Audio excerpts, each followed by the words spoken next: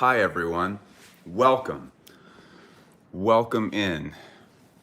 The true believers, 7 of you, like instantly, like right in the room.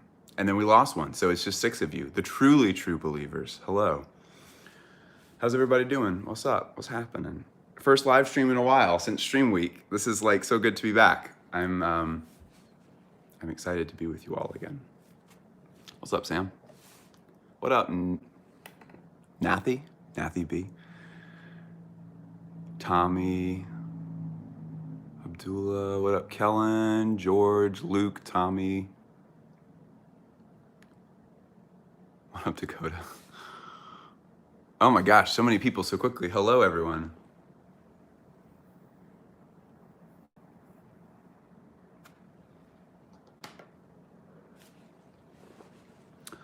What's up? Hello. Push Wagner, Neomide,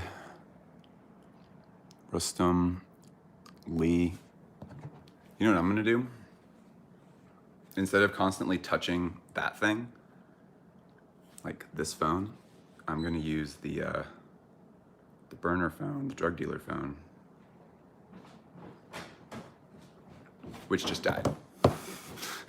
Hello, everyone. Hi, welcome. How are you all doing? I'm gonna have to get another charger.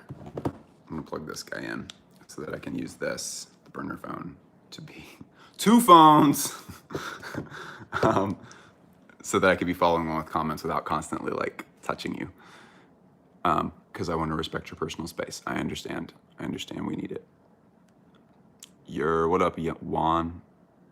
What up, Lee, Anthony, JLK, Monkey Jamin.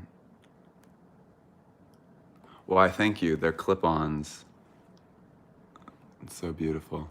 It kind of makes it look like I have gauges, which is sort of cool because I don't actually want gauges, but I'm thinking about going back to the lip ring thing.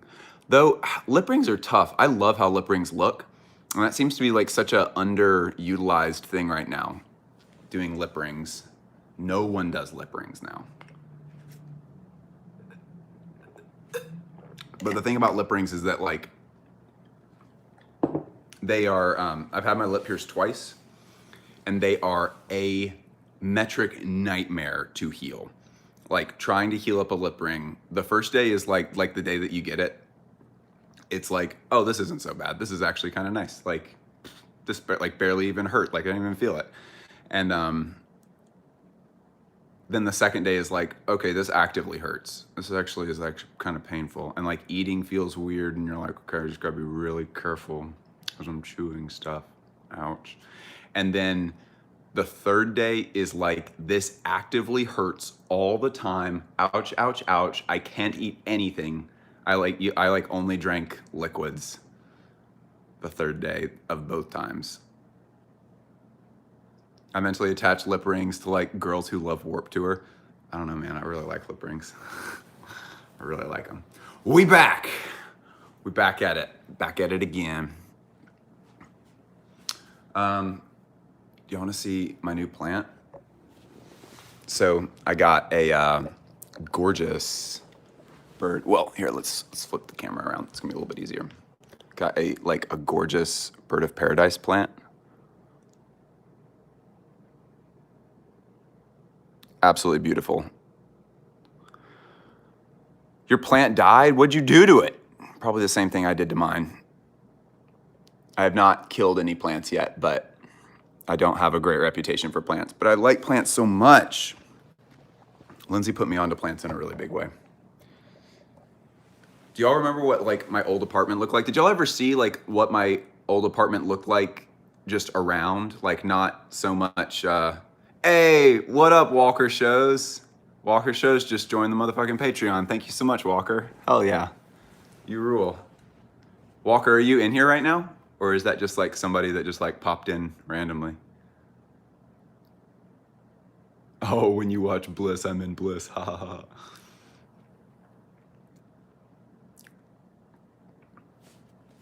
Thanks, Walker. But yeah, that's obviously sort of the thrust of what we're doing. because this is the full-time job. This is what I do for work now, which is incredibly refreshing. It's wonderful. It's made it where I've finally been able to actually deep dive into Carol Christian Puel's work, because to be frank, this stuff on the research end is intense enough that I don't know how I would be able to balance that if I had a job. Especially, has anybody out there actually made it through the Carol Christian Puel chapter on from the book Fashion and Materialism by Ulrich Lemon.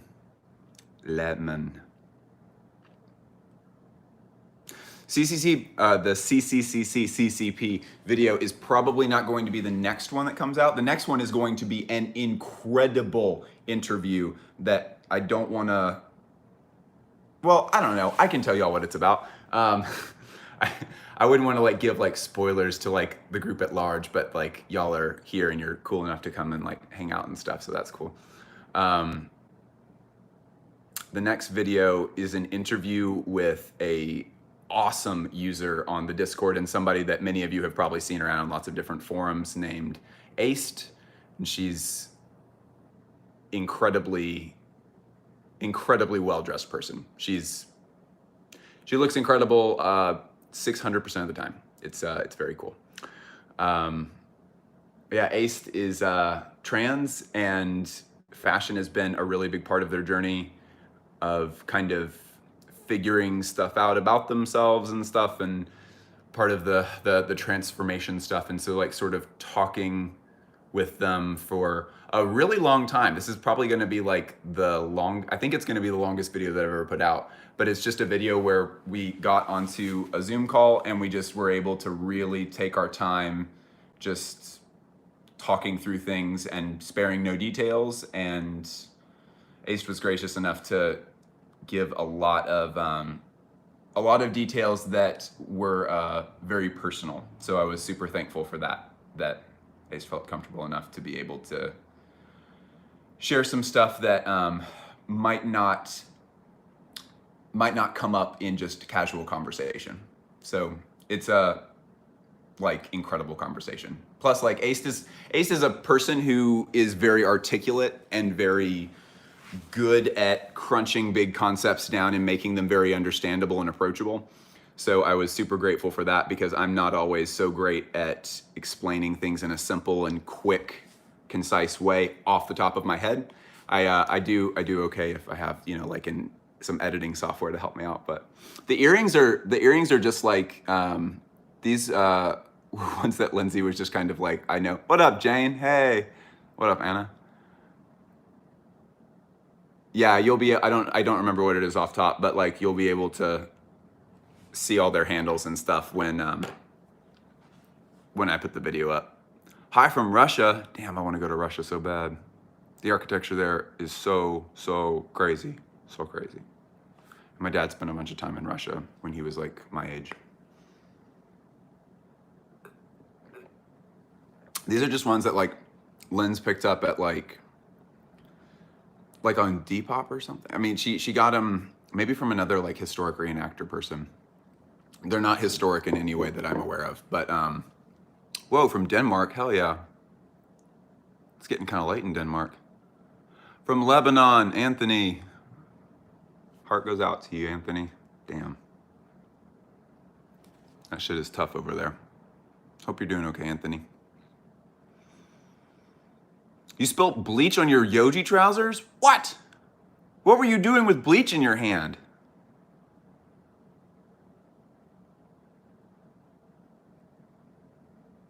Do you drain?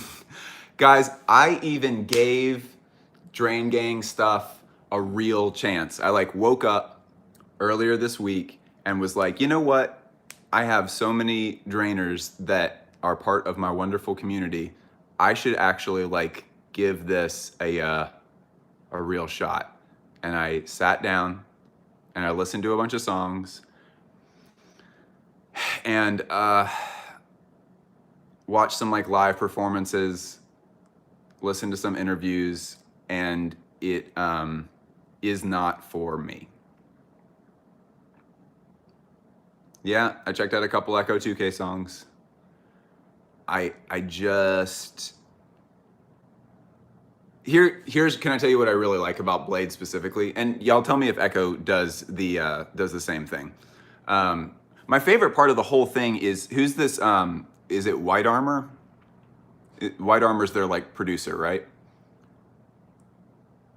Is White Armor like the general like Drain producer, or is it a bunch of different? There's a whole bunch of different stuff. Okay, cool. So White Armor, yeah, White Armor seemed to be the one that was really White Armor and good. Okay, cool. So whoever handles the production, that seems to be the thing that really is kind of making the magic happen with that sort of stuff. I was most drawn to that. And the fact that like White Armor just kind of like doesn't, like, I don't know what White Armor even looks like, because like all the live stuff that I was flipping through, I was like, damn, that White Armor guy keeps his head very far down, which was very cool. I can fully acknowledge, and I was into tons of stuff, I think that wasn't similar in its style in any way to this, but like there was, I think I get why people like this so much. I don't think that I'm going to end up like listening to a lot more Drain stuff by choice. But here's what I really like about Blade though. I really like that he's kind of championing this like very intense, true DIY thing. Like, I really like that he makes his own merch. Does he screen print the merch and everything? Because I know he designs it, but does he like just send it off to get made? Or does he like, he's like, no, I made this shit. Like, it is made by me.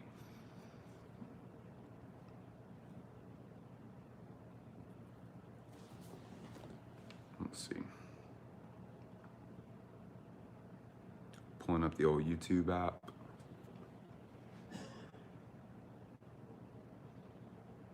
I like Young Lean as a person a whole lot. That to me seems to be like the big appeal of Lean, is I just like, I enjoy listening to Lean talk. He's a hilarious and also very insightful dude. Like I feel like I am actively getting smarter when I listen to Young Lean talk, but also I laugh a bunch. He seems like a cool guy. Lean I like a lot. Man, you know who does not like? You know who does not like Drain Gang? Is Anthony Fantano. Anthony Fantano super doesn't like Drain stuff.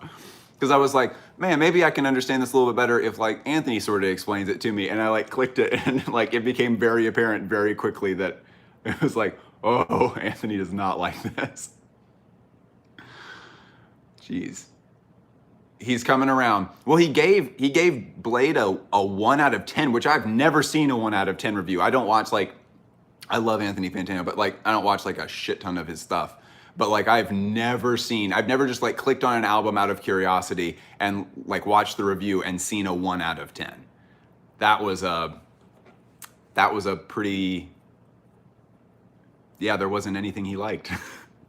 And then he reviewed Echoes or something and he gave it a 5 or something, or a 6.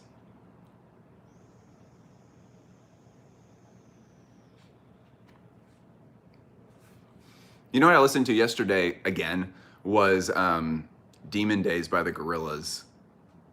That was pretty good. I was taking a trip with just my parents up to a nearby city where there's like really good trails and stuff to hike.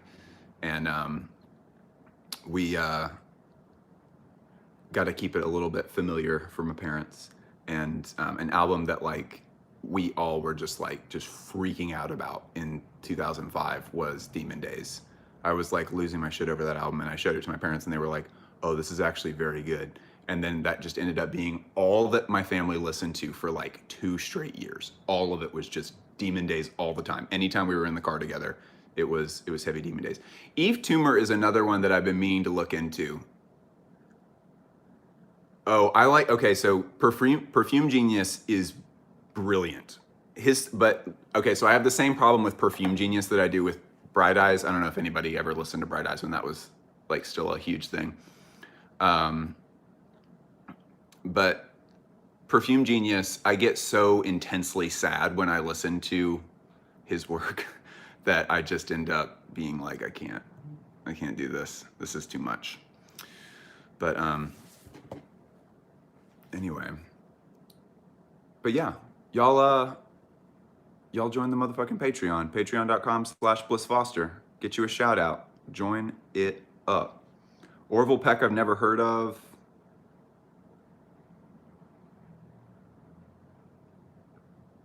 I haven't listened to the new Gorillaz stuff. I'm very slow with doing Gorillaz stuff. Like I've listened to Plastic Beach was super, super good. I listened to a lot of Humans, but I'm not like keeping up with Gorillaz like moment to moment. For the most part, guys, the stuff that I listen to, I've been trying to get myself to listen to more audio. Sophie's great, obviously. Sophie's incredible because like there's this interesting message thing about like trans rights, baby. But like Sophie makes such like incredible pop music that it's almost like because it almost I don't know. I loved like old Sophie stuff because Sophie did. Is Sophie the one responsible for like Lemonade and stuff back in like 2012? The song Lemonade. Lemonade, lemonade.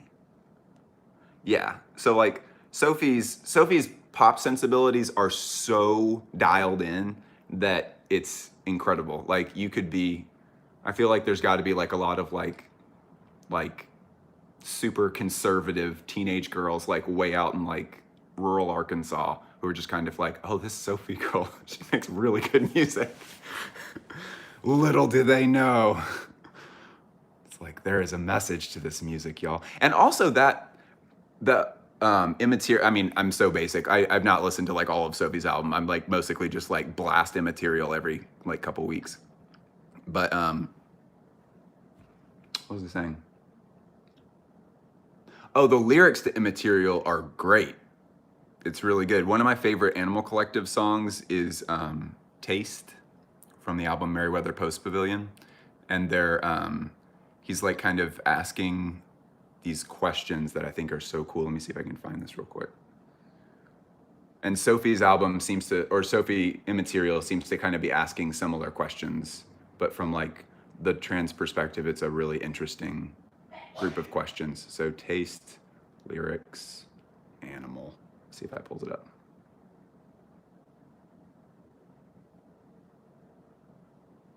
So the lyrics to Taste by Animal Collective are, am I really all the things that are outside of me? Would I complete myself without the things I like around? Does the music that I make play on my awkward stage? Do you appreciate the subtlety of taste buds? And like kind of talking about how it's like, I end up being defined by all these things that I don't feel like are actually like me. And let's see if because I've never actually looked at the lyrics to Immaterial. Sophie lyrics.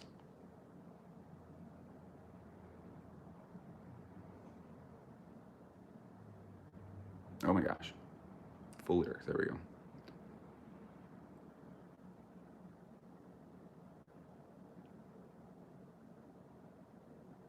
Yeah, so the part that hits really hard for me lyrically on Immaterial is you could be me and I could be you, always the same and never the same, day by day, life after life, without my legs or my hair, without my genes or my blood, with no name and with no type of story. Where do I live? Tell me, where do I exist?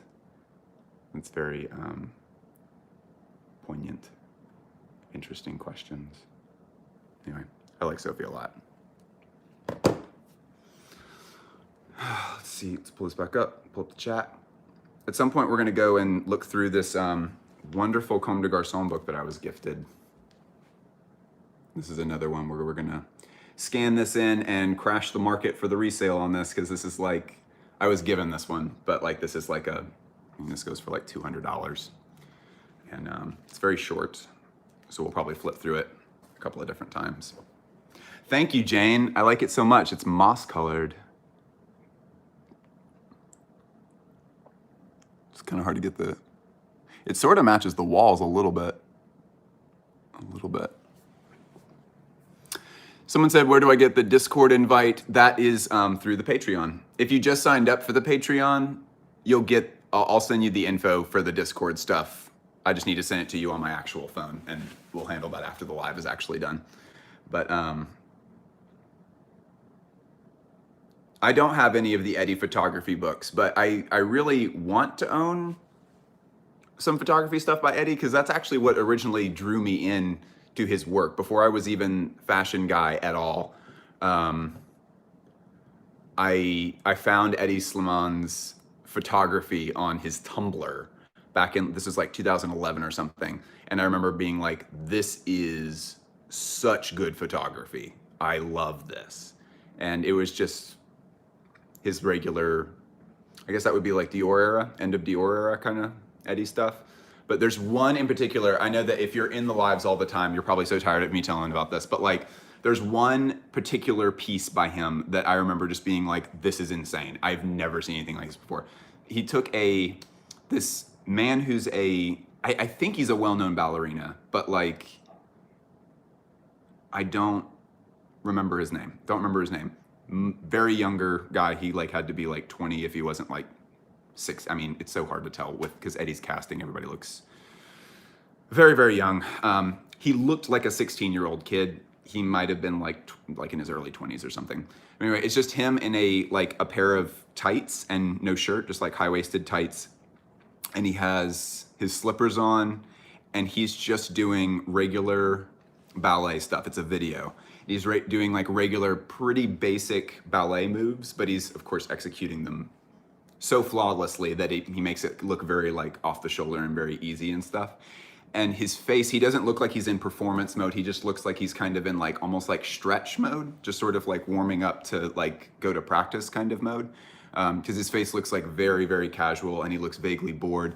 And behind him doing the like beat that he's dancing to is this person in a bear costume playing on a really simple drum kit. And it's just like this like 2.5-minute video. I have probably rewatched that video 30 times. It's so compelling. I don't even understand really what's so compelling about it to me, but like I have loved, if you just search for like Eddie Sliman, black and white ballerina bear, you could probably find it. It's so good. Oh man. Okay.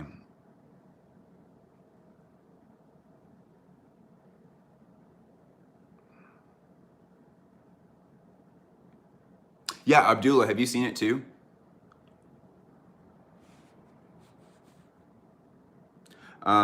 Somebody asked something. Oh yeah, men getting into makeup and cosmetics. Yeah, I bought some eyeliner because I'm so lazy. That's like where a lot of this comes into. I'm just very lazy.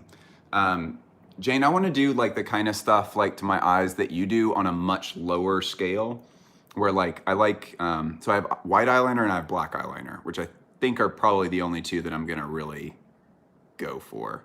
But like, I'm down to like do like a little bit of like, just like a dot here, a dot near like the inside of my eye, down here where the tip of my finger is, on like both eyes. And then maybe like a little bit of like, a tiny bit of using like eyeliner, like a little bit of like Clockwork Orange thing where we do like some like stripes down the front, maybe. The thing is like, it's such a delicate balance because like in order to be like, what up, guy with makeup, hi, the standard for that is so, so high because like the dudes that do makeup really well, they're so inhumanly good at doing their own makeup that it's like, you can't, I don't think it would really work for me to be like, I'm just like, I'm just like trying it out. So like, here's like me just sort of trying it out, time to do a video. Like, I feel like I either need to go very, very simple and just be like, I'm using eyeliner for like these specific purposes, or I need to really study doing my own face and then like when I want to do makeup, like really just be like, it's fucking awesome. Look at this. Because like it's, I don't know, going halfway, there either needs to be a little hint or it needs to be like full gi. And yeah, doing the halfway thing where it's like, this is me just trying out some contouring. Check it out. Like I tried, it's not very good. Like that I don't think would work. So yeah, I'm sure I'll have like some points where I am just kind of like, I'm really bored. I'm gonna go spend $50 and buy like just some like makeup kit full, like I'm just gonna get like a full thing, and then I'm just gonna get a bunch of makeup remover and I'm gonna just like figure out how to do this at some point. Yeah, Jane, keep the inspo coming, please, because Jane is great. You're really good at that.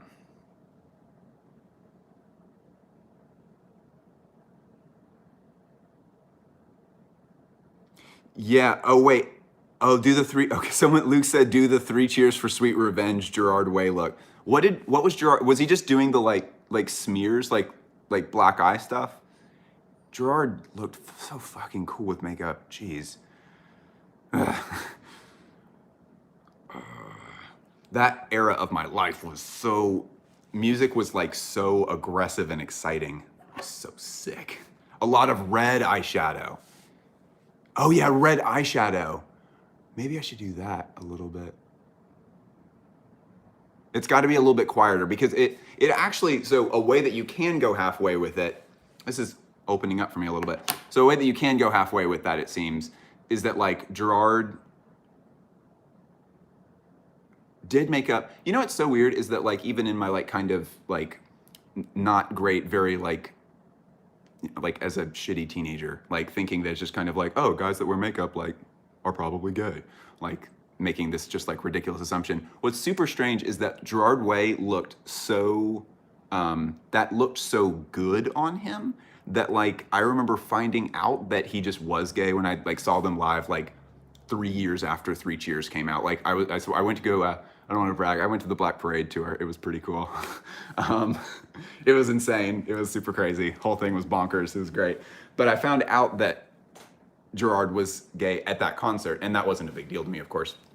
But like, I just had no idea. But it hadn't even occurred to me to think that, even though I think that back then I probably would have just rolled with the assumption back in like 2005 or something of like, oh, if a guy's wearing makeup, it's probably because he's trying to communicate that he's like gay in some way. And Gerard looked so good with his makeup that I didn't make that assumption. That's interesting.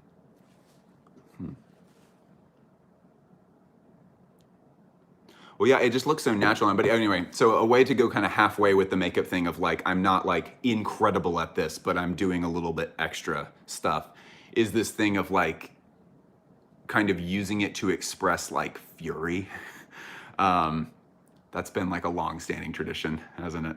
Of like guys wearing makeup as like intimidation sort of thing, where it's like just sort of like just like throw on some like red eye, what do we say? Not eyeliner, eye shadow, like red eyeshadow or something, and then just like being like just like everything is just like burning a car type of fury.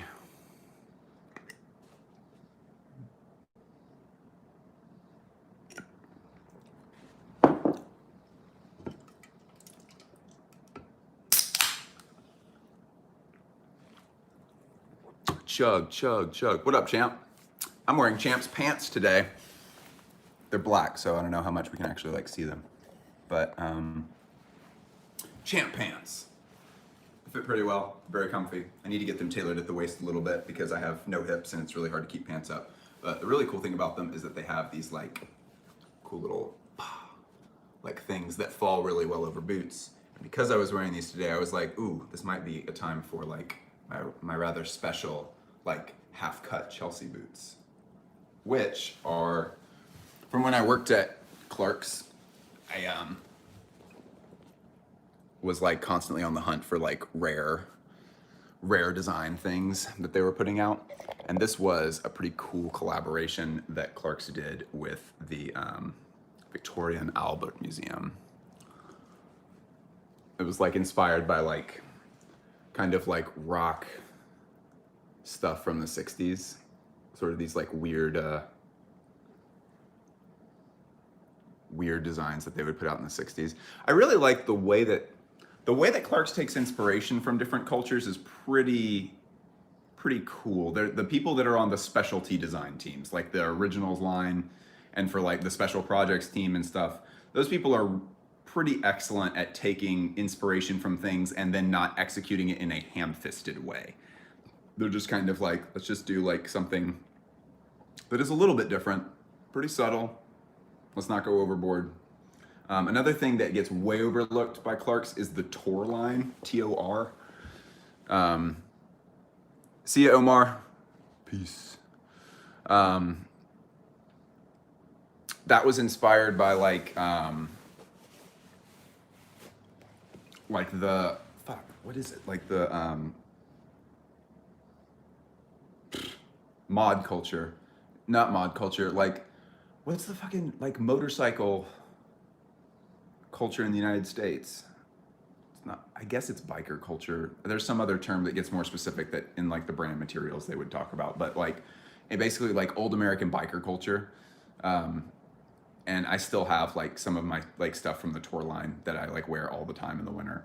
And it's incredible because they never like full out went like, check it out, biker boots. Like they would take the ideas and then find interesting like flips for those ideas that actually were compelling and not just seeming like they were just like lifting stuff from a different period and just like dropping it into their store. Kind of Hell's Angels, maybe, I don't know. More like, I don't know, I can't remember this term. Anyway. No, it wasn't greaser culture. It's not my house, it's my parents' house. Thank you, though. They do have a really cool house.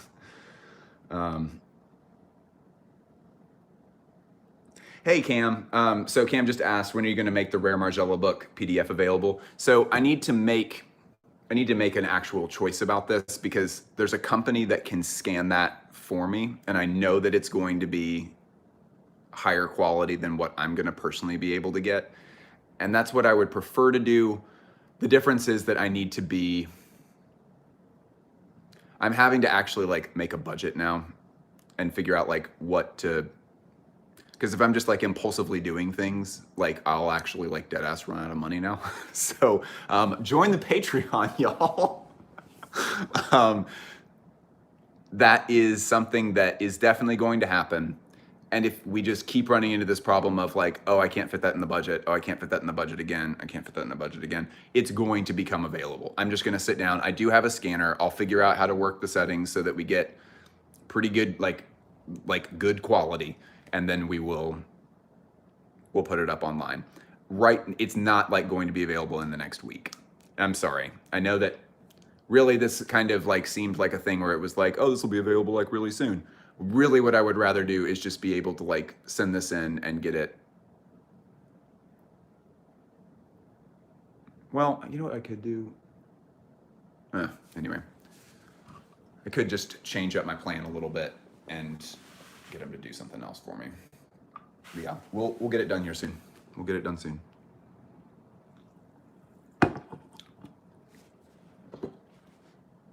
Yeah, in the meantime, nobody buy that book. Holy crap. Like, geez, the thing was nuts. Price of that thing is usually so much.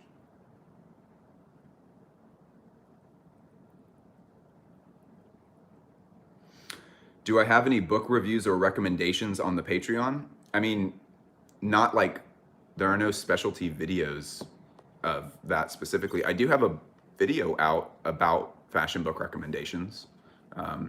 It's under the Fashion School series. That's pretty good, I guess. Is that what you're talking about? Also, like, I mean, the big like advantage, I mean, ultimately, look, here's the deal. Netflix costs like what, $11 a month? Like, I can't provide to you like the type of like value add that you would get with something like Netflix. Like I can't compete with stuff like that. Ultimately, like I want you to join the Patreon if you like this content and you want to see more of it and you want to support independent fashion journalism. That's really what it is you're supporting the thing. If I'm making this like worth your while, I don't know if I'm capable of doing that because I'm one person and I'm running off of a very skimp budget over here. But the really big advantage, if there was to be one, is that you're joining the Blisscord, as they've called it. So many people started referring to that as the Blisscord that I was just kind of like, okay, let's change the name. We should just call it Blisscord Fashion Friends.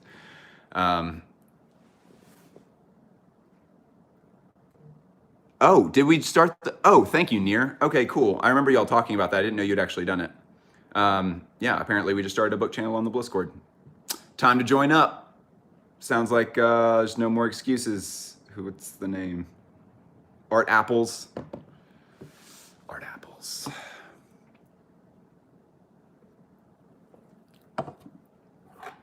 Excellent work, Near. Near is one of our incredible moderators. We have 3 moderators. They're all incredible.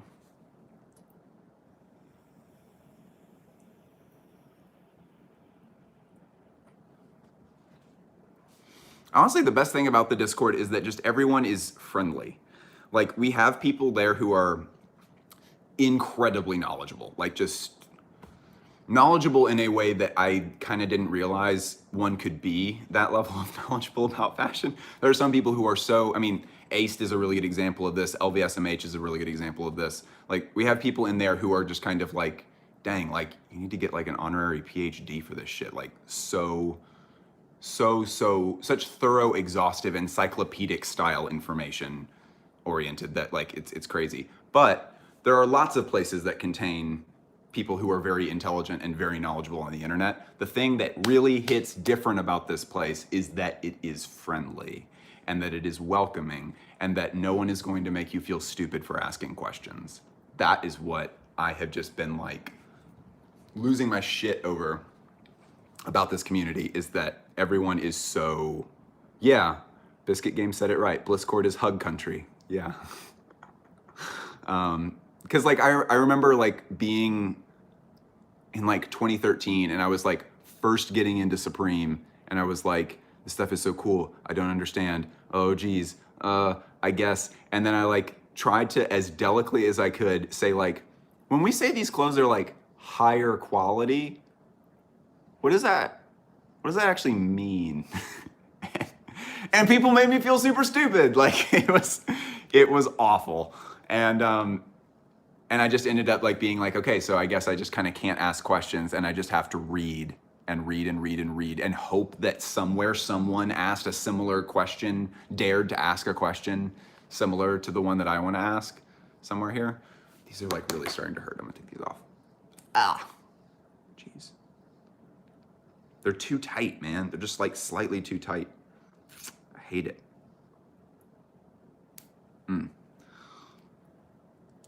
Yeah, seriously, the people who make you feel stupid, that's my biggest thing, is that like if someone is trying to like make you feel stupid for asking a question, those people probably just have no idea and they're frustrated that they don't know about the thing. Which sounds so much like they're just bullying you because they're insecure, sweetheart. But like really that turns out to be so true. Like the people that are the most giving with information usually are the people where it's just kind of like, yeah, I actually have a PhD in this stuff. Like, it's totally cool. What do you want to know about? Like they're usually like the people who understand that there's so much information out there that like, yeah, someone asking for information in a genuine way, that's never a bad thing.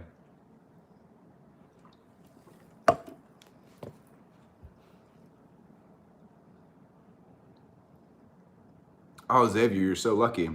Xavier has an aunt who worked in the fashion industry for a while and she teaches him stuff. That's so cool. The vape is always just like mint stuff. This is what, Lush Ice? They have different names that just mean mint.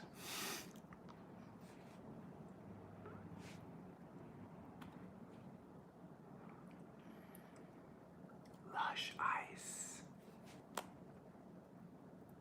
What if I was like one of those YouTubers that like the entire time that we were filming, I was just like on my phone, like just doing random shit? That's been like one of my biggest pet peeves, is just like, I'm gonna be on my phone while I'm recording a video and just feel like, you know, well, cause like, okay, got it. I'm so glad that you value my 15 minutes so much here. Let's see, oh, nope. Blammo. I'm reading comments, by the way. Like this is how I'm reading, so I'm not having to like touch the screen while I do this. I don't listen to Eartha Kitt. No, should I? Cool. Send me cool stuff by Eartha Kitt.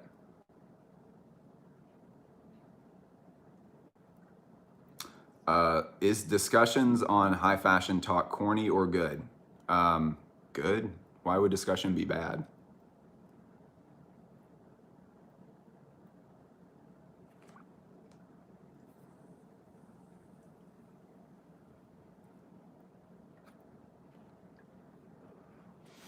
Okay, so I keep being pushed towards TikTok by different people, and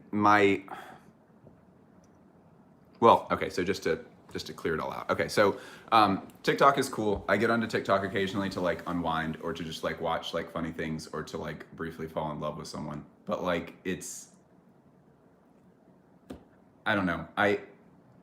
I am so dialed in, and right now I'm behind on a lot of things, and it really would not be wise for me to just like jump into a new platform and start like digging around, because like what I prefer is I want to stay permanently 8 weeks. I want to stay 8 episodes ahead, basically.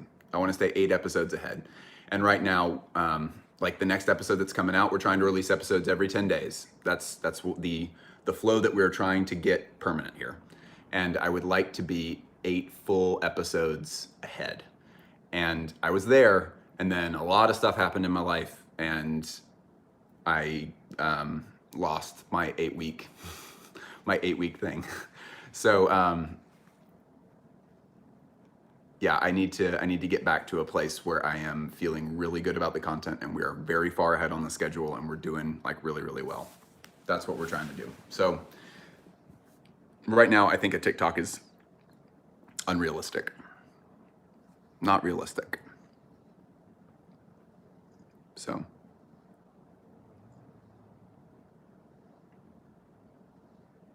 yeah, someone said briefly fall in love with someone. Ha ha ha ha ha. I mean, have you seen the girl who like skates, who like skates and does TikTok dances? Fully in love, fully in love. I'm proposing next week. It's gonna be great. And yeah, the Japanese girl who's so tiny and is trying to crush a watermelon with her thighs, but like isn't there yet. Fully in love.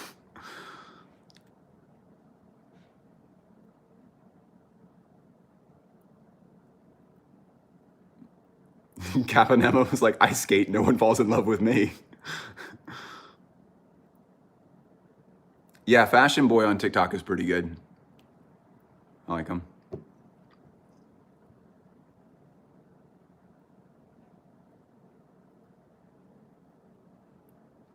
Kellen said, does anyone listen to Ice Peak? Yes, I listen to Ice Peak via Rick Owens. I listen to Ice Peak when I go into the Rick Owens store and when I watch Rick Owens run my shows.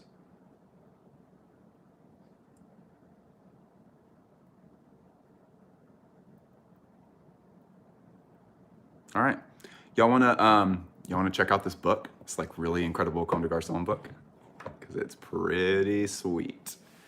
Here, let's. So we have a different setup for this. This might not be very dependable, but let's see if we can make this work.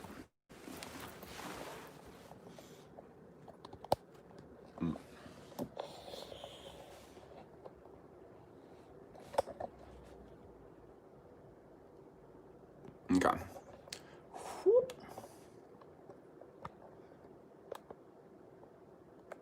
Oh, right, we got to do it like this. Shoop. Hi, everyone. Okay.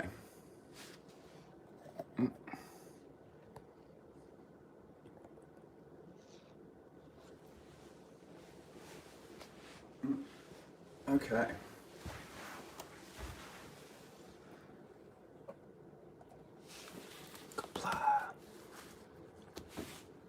All right, cool. Comme des Garçons.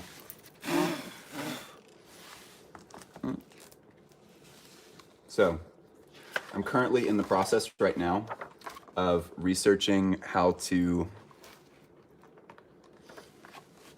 get these comments right here so I can read those as those are coming through.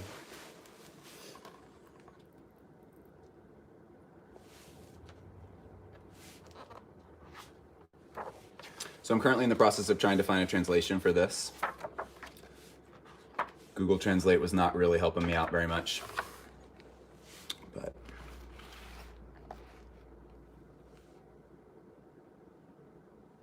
Heart shoe book, heart shoe book. Guys, this is clearly not a real Comme des Garçons book. This is clearly fake. There's no heart on it.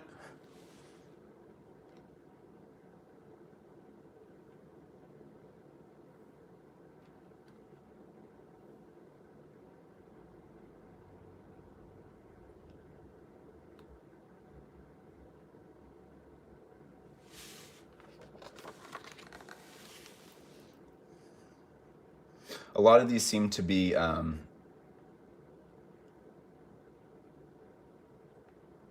Comme des Garçons, like runway invites. A lot of ads.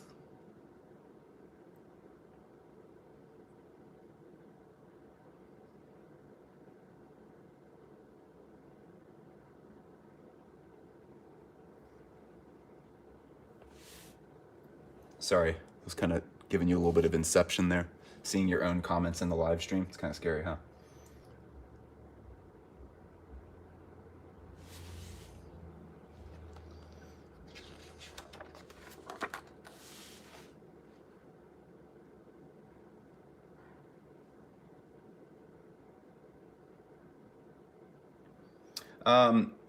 Lachlan said, are these like the inserts or whatever they're called? No, I don't think these are show notes. I'm not sure Ray was doing show notes at all back then. These might have been, so my guess right now is that these are advertisements or promotional materials for the runway shows themselves. That's my guess.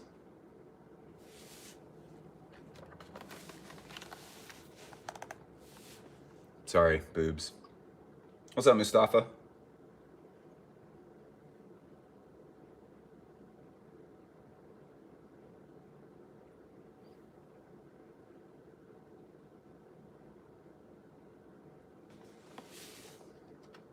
Because here we have like Saturday, 11th of April, 1992, 1 p.m., and a location.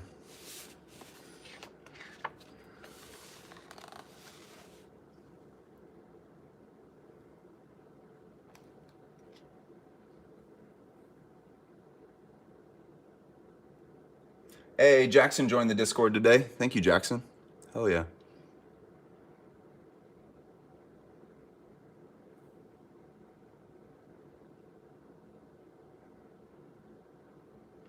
Yeah, this is a picture that gets passed around a lot of Comme des Garçons. I haven't ever tried their cologne. I think I've smelled it like one time at the New York store.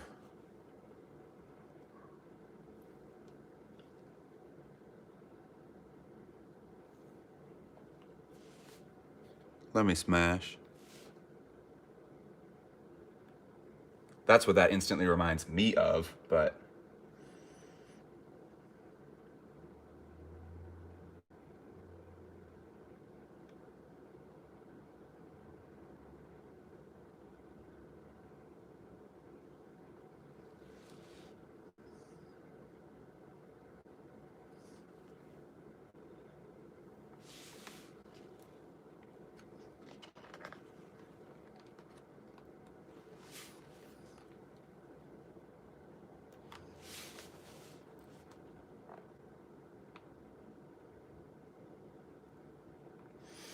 this sort of highlights like their very long history of admiring visual artists to kind of help them communicate more of the universe.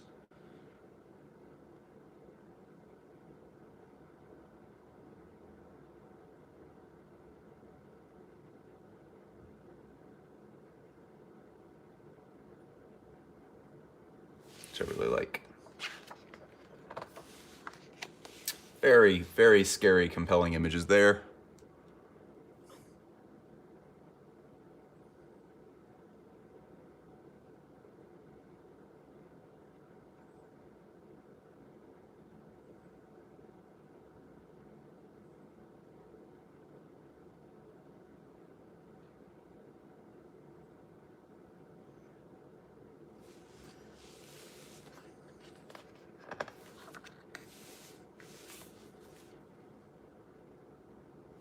This is, of course, Lumps and Bumps collection.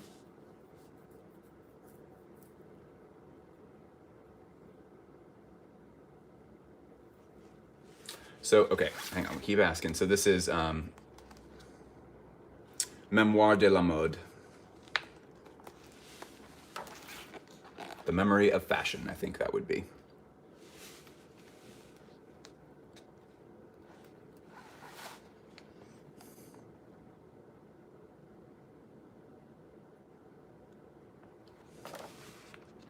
This is my favorite page of the entire book. This is incredible.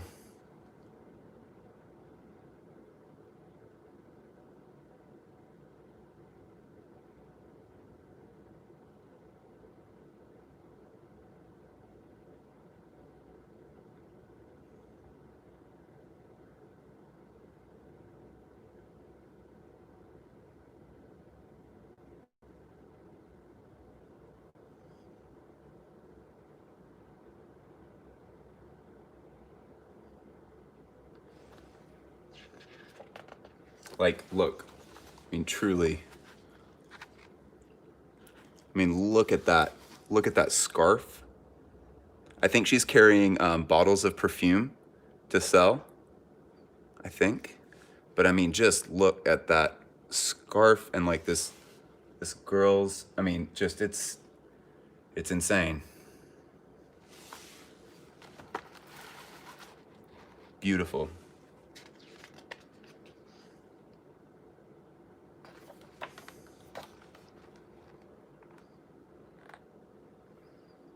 Got some boys kissing their construction equipment. Pretty hot.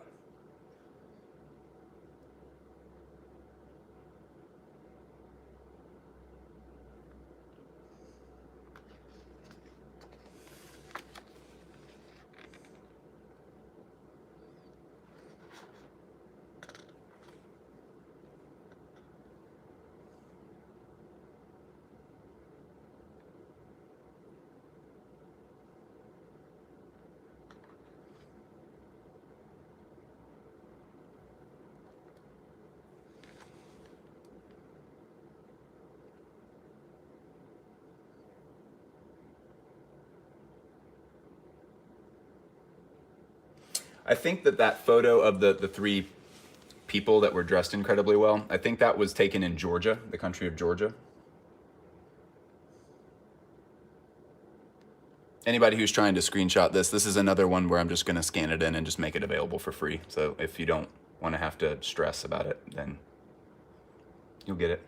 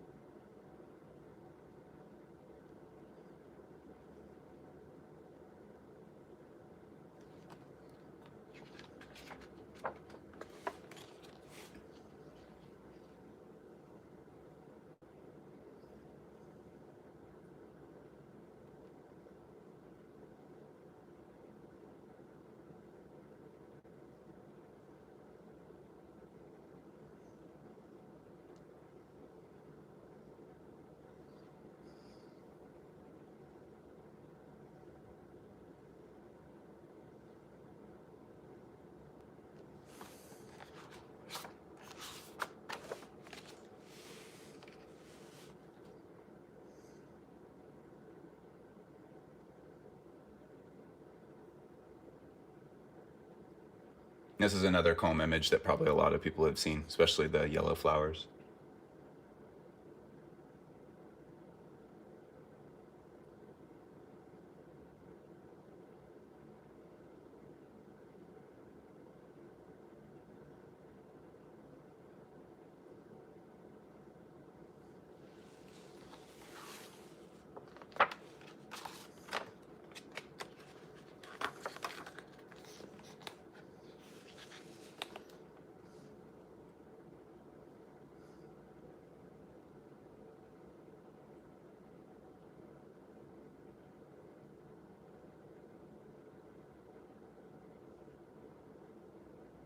Yeah, I love CDG so much too. It's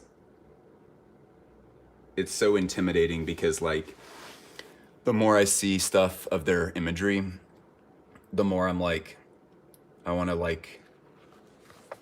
to understand. I want to be one with the mystery. The mystery is very well fortified. Very hard to get in. But I'm going to do it. We're eventually going to do the CDG series, and the mystery will be exposed.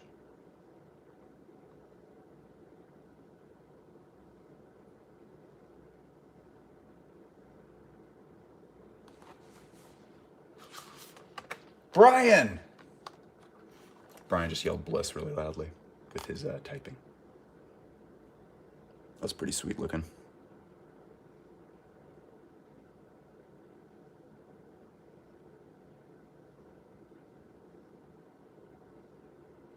Brian Kim, I love you too.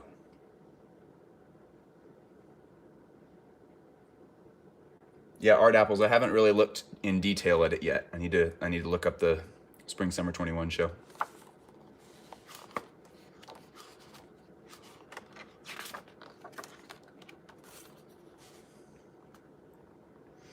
All right, y'all.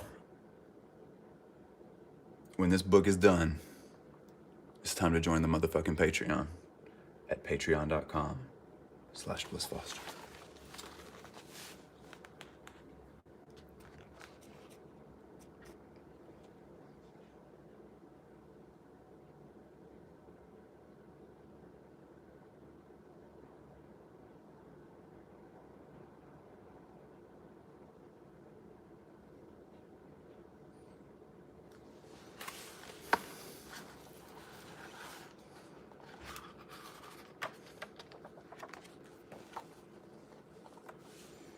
This is great.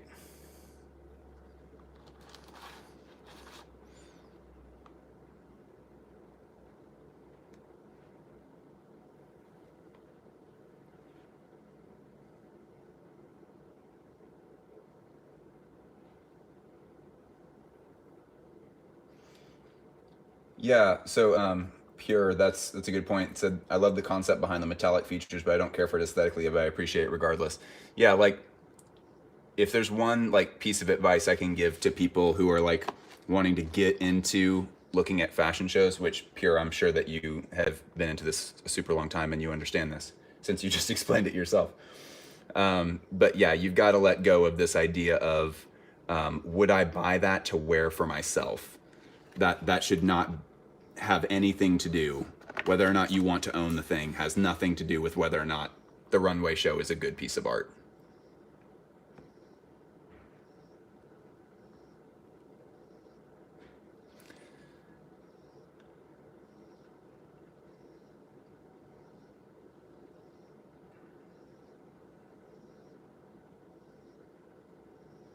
Feet pics.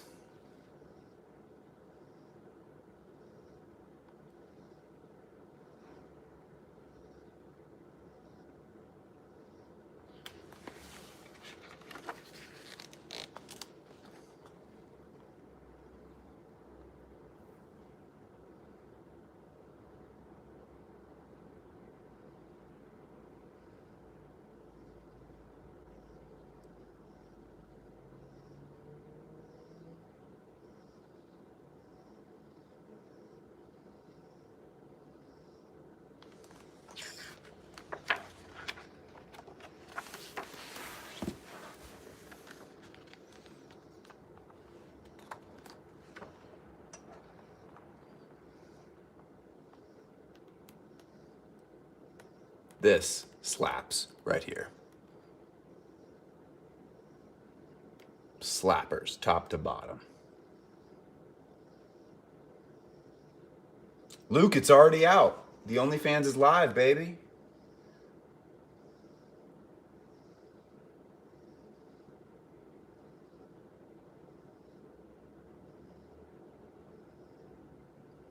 Nah, psych. That is definitely not happening.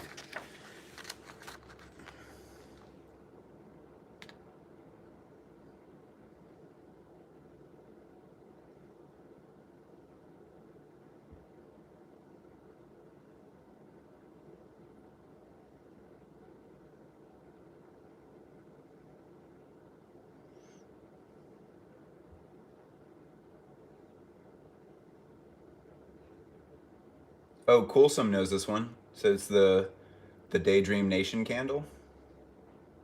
Oh, it's a Sonic Youth album cover. Okay, cool. Nice.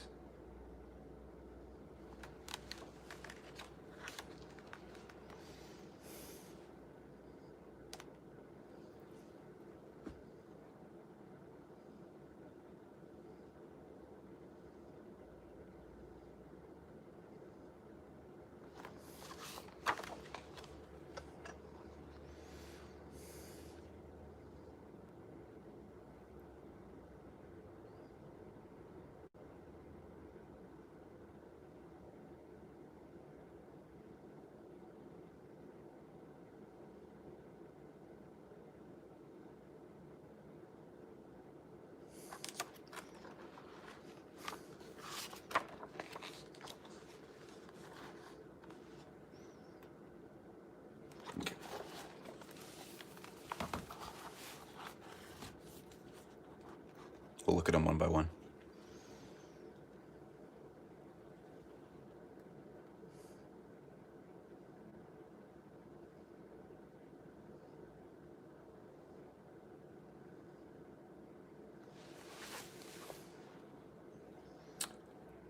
What are those elephants doing near an airplane? What are those elephants doing?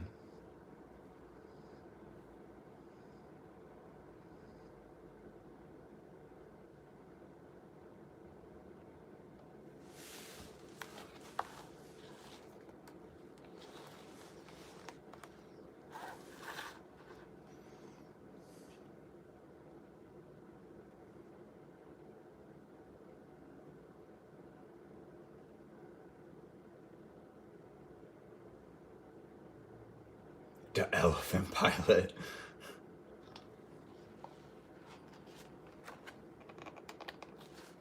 Das ist alles. And we have references for all of these things. Reference section. The end.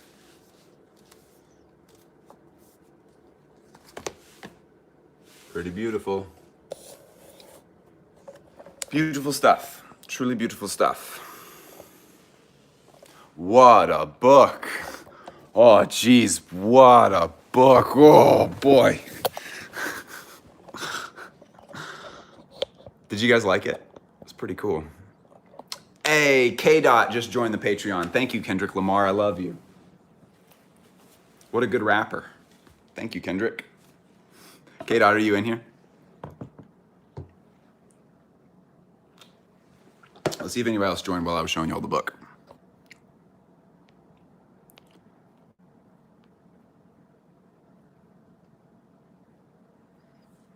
Nope. Join the motherfucking Patreon. Patreon.com/BlissFoster. If for nothing else, then because I'm just handing out the free books. Hundreds of dollars of books. I'm just like, here you go. We're just gonna show you real quick. That one I can probably just like scan in. I might do that later tonight. That would probably be a pretty easy task, right? It's just like 80 pages, just pressing scan 40 times.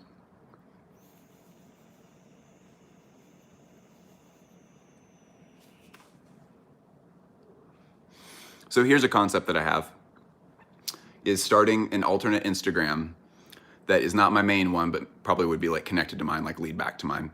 That just says like that's just for runway show notes, where we do posts where it's like the front is all stylized, where it's just, you know, says like Walter Van Beirendonck, spring summer 2002, and then is like the title, and then it just shows runway show notes, just the words. The problem with this idea is that Instagram is like very closed off in terms of like what you can do, because really ideally what it would be is I would just show like runway show notes, and then at least I could like link to because I mean ultimately like it would need to be quick. Like I need to not be I need to not be making like full blog posts around this or anything. It just needs to be quick. So like ideally I could link out to, you know, this is what the runway show actually looks like. So that, but I can't do that. Thought about making a Twitter for it, but that doesn't really work because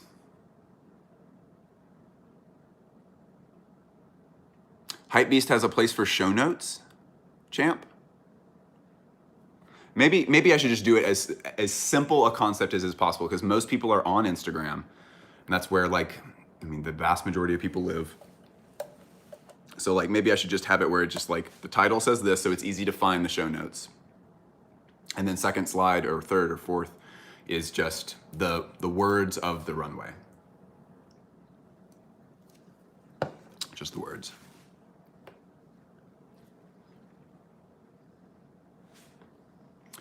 No, but your IG feed becomes clickable through your website, like in your bio. Yeah.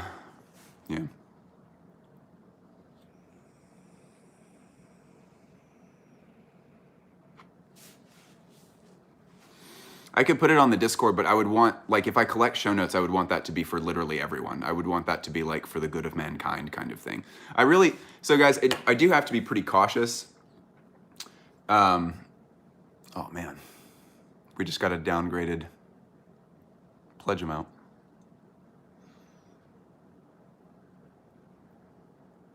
Not calling anybody out, but somebody just dipped down in a pretty substantial way on their pledge.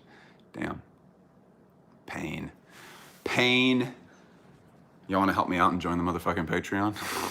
Because I just lost $35 a month just now. If anybody wants to like up that a little bit or help make up for that, we are in the negative for the day as of now.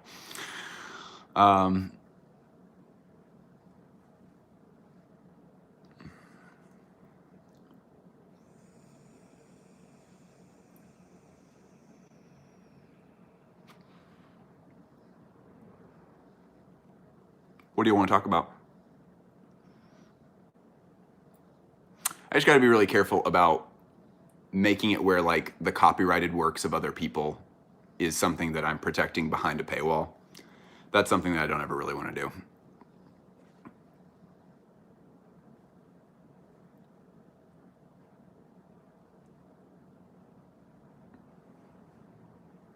Yeah, Abdullah, that was great. I didn't dig all the way into it. Abdullah sent me a documentary with a bunch of CDG stuff in it. I didn't dig all the way into it. I'm kind of saving it because I'm so heavy into Carol's stuff right now that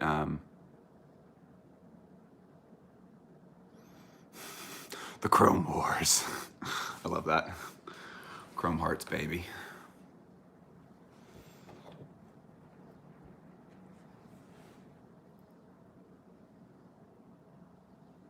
Chrome Wars is just, it's like Star Wars Clone Wars, but it's for Chrome Hearts, the Chrome Wars. I don't know. I think it's just a meme. I'm not sure there's any like real like substantial meaning behind it.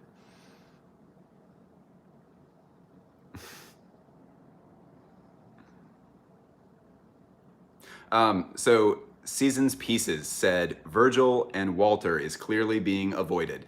Guys, I've made statements about this. I've said all the stuff that I really want to say about it, and we tend to talk about Virgil stuff a lot on the live streams, and I just don't know if there's like anything else that I particularly need to talk about. So yeah, I put out a short summarized statement. I put out a lengthy statement where I went into a lot of detail about my thoughts about it, and that's kind of all that I'm really talking about.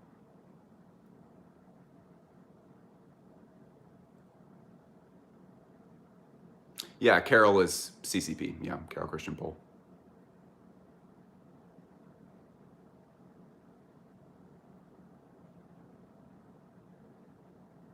We've also talked about Eddie's new show a lot. That has been exhaustively covered over Stream Week. Like in Stream Week, literally like every 25 minutes or so, someone else would like join the stream anew and be like, what are your thoughts on Eddie's new show?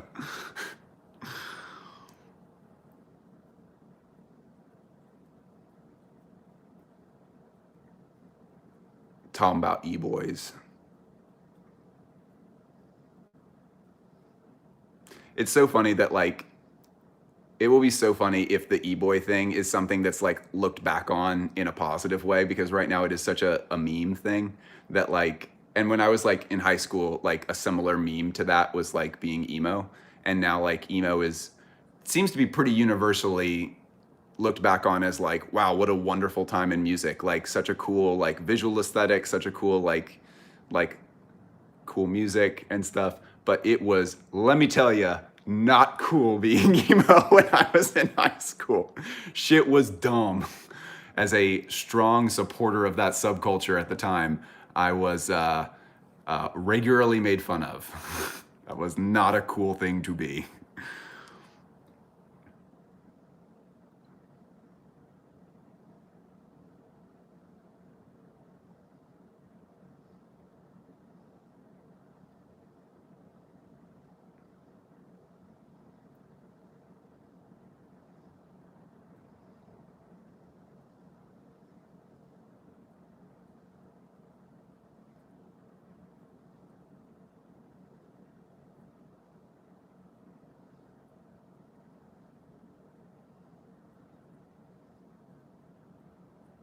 Hey, that's a really good question. Seasons asks, do runway shows increase your desire to purchase?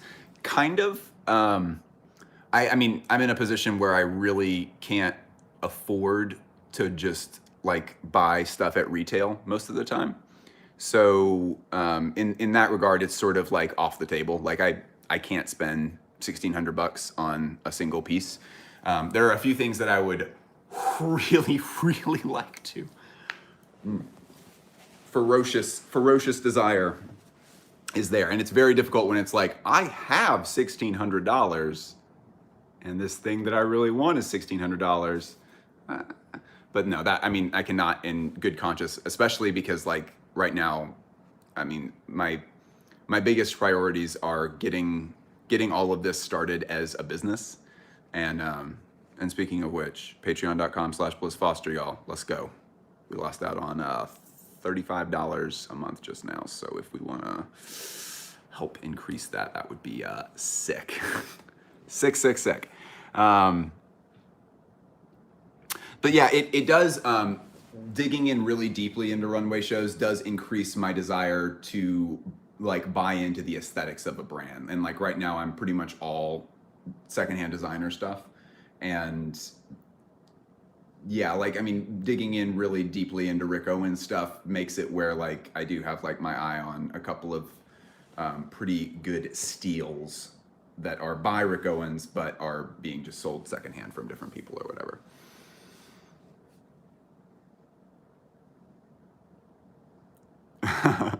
Oscar said, can we all pitch in to get Bliss some Kiss boots? Holy shit, I would love some Kiss boots. But ultimately, like even if that was like a plan where people were like, Bliss, we're gonna do a live stream and we are going to get you some fucking Kiss boots, I would be like, oh, that's so sweet of you. I feel like maybe we should handle some other stuff first before we get me some Kiss boots.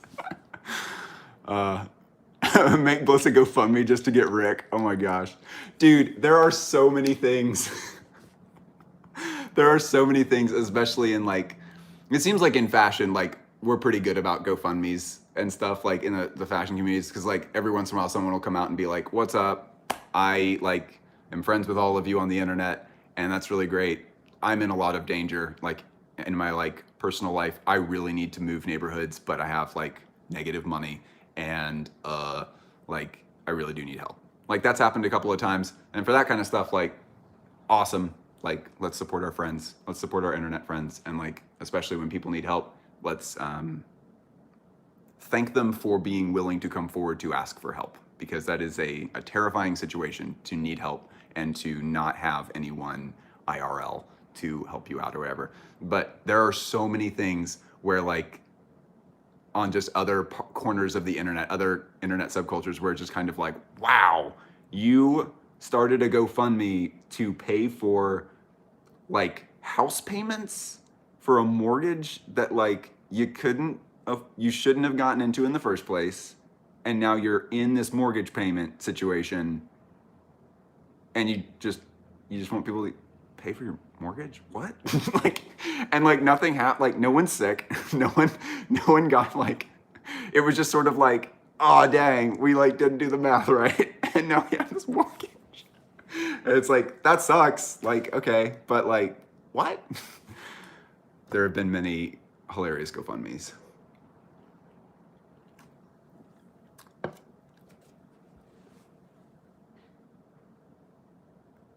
What's a Cameo page, Luke? Luke asked, have I ever considered making a Cameo page? What? Oh, did Sickmate put me up? That's cool. I didn't see that. So someone said, do you watch any other fashion YouTube? You were featured on Sickmate's channel. I didn't see that, actually. That's incredible. I'll have to reach out and thank them.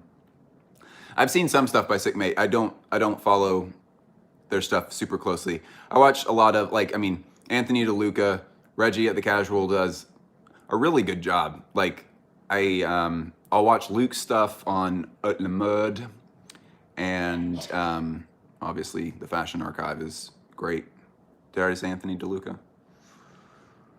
Those are kind of like my buds. I don't know Luke personally, but like the other three are like, they're like my friends. So like I watch their stuff a good bit. It's challenging though, because like I feel so constantly behind. Hey, for anybody who's like, man, I really wish I knew more about fashion. Geez, I feel so behind.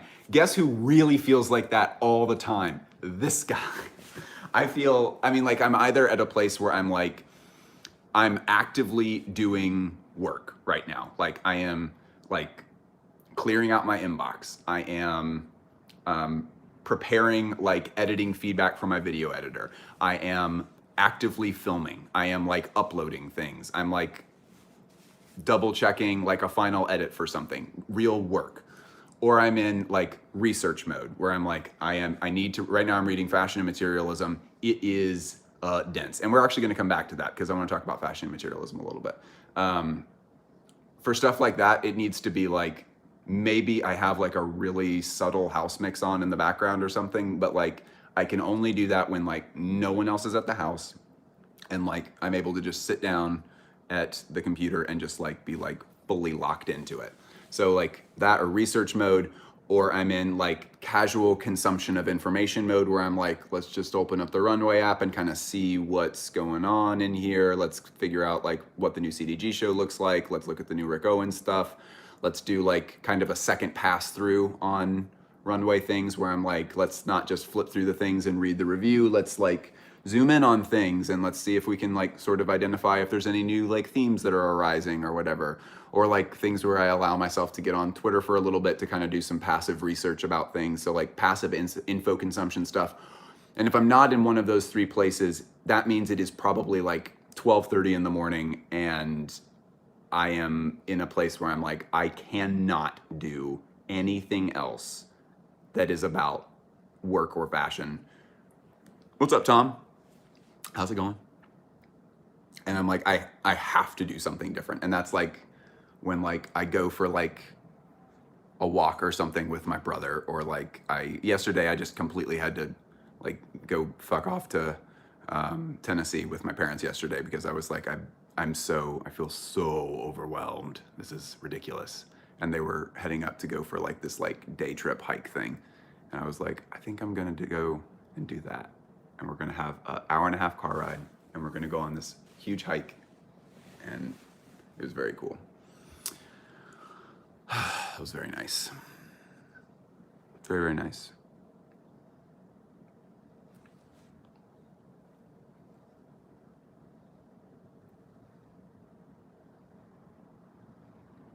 Yeah, so here's a question that I'm also interested in and that I don't know the answer to. So Oskel, AUCSL, said, is vegan leather an actual thing that's good for the environment or just a way to get leather feel without harming animals? Yeah, so here's the place that I'm at with that. And this should not be what forms your opinion about this, because I do not know enough about this to give a opinion about it. But the place where I'm at with this is that I'm like, okay, if we're concerned about animals, I am not vegan in any way, but like I very, very fully sympathize with that position. That is one of the hardest belief systems to be in like the modern era. It would be so infuriating to be somebody who truly does believe that killing an animal is equivocal to killing a human being, and to have to like live and go to work and like go to restaurants with friends and stuff. Like that would be so constantly infuriating. So I completely understand from that perspective. But even for people who like aren't vegans and we're just kind of like, this seems kind of wasteful to just be like using animal hides for this thing or whatever. People who are in that position or whatever, yes, but like I mean, so again, the place that I'm at with this stuff now is that it's like, yeah, that just means we're making out of plastic, and like plastic already has been something that oh, what up, Callum? Sea Lamb in the chat. Sea Lamb. Callum said, no, vegan leather is less sustainable than real leather. However, pineapple or other leathers made from fruit are more sustainable than real leather. Okay, cool. Because yeah, the plastic thing, that seems very much like it's solving the problem. Like if you do think that like there's like just this ongoing genocide of animals happening, then yes, I can understand how doing plastic would seem like a better alternative to that. That makes sense to me. But just from like a universal, like someone who is not a vegan, looking at like the scope of the whole world, I'm like, I don't understand how this is a solution, because like we already have this gargantuan problem with plastics, and it just seems like we're taking, because like regular like animal hide leather, that is biodegradable, right? Maybe it's not if it's treated.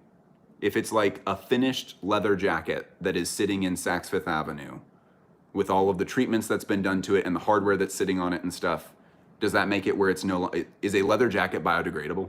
A real leather jacket?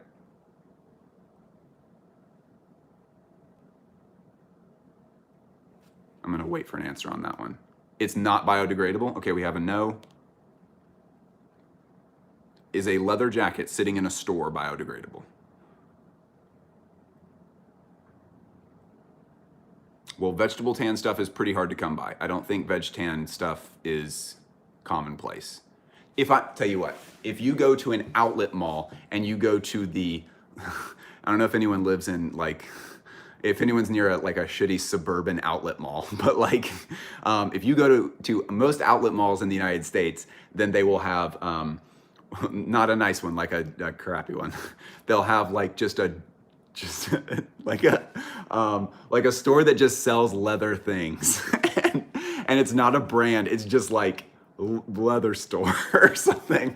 And it's nuanced. Okay, so what I'm asking is like, are all of the leather things in that store, which are made from animal hides technically, is that stuff, if you just threw it on the ground, is that like you're littering? Or is it like, nah, that'll eventually, I mean, it's like a banana peel, like maybe find a better spot for that, but like, yes, that will eventually dissolve into the earth. Okay, so Rory said it's very nuanced. That makes perfect sense that it would be nuanced. Depending on the tanning process, the dye process, et cetera, et cetera. Okay, so that means if it depends on the tanning and the dye process, then what I'm going to assume is that 98% of the leather jackets in the world then are not biodegradable. That's what I would assume from that statement, because probably those tanning processes and dyeing processes that would make it where it is biodegradable are probably more expensive and a lot more just difficult to do, and so they just don't get done very much. Longdoor said, those leather stores are dope as fuck. I would say the only dope thing about those leather stores is that they smell cool. You walk in, you're just kind of like, wow. It's like walking into a coffee shop. Dang. All right, I don't want anything in here. Callum said it degrades like regular animal that dyed wood. The chemicals used to tan it may make that longer, but eventually it will rot. Yeah, but like eventually, I mean, technically plastic eventually rots, right?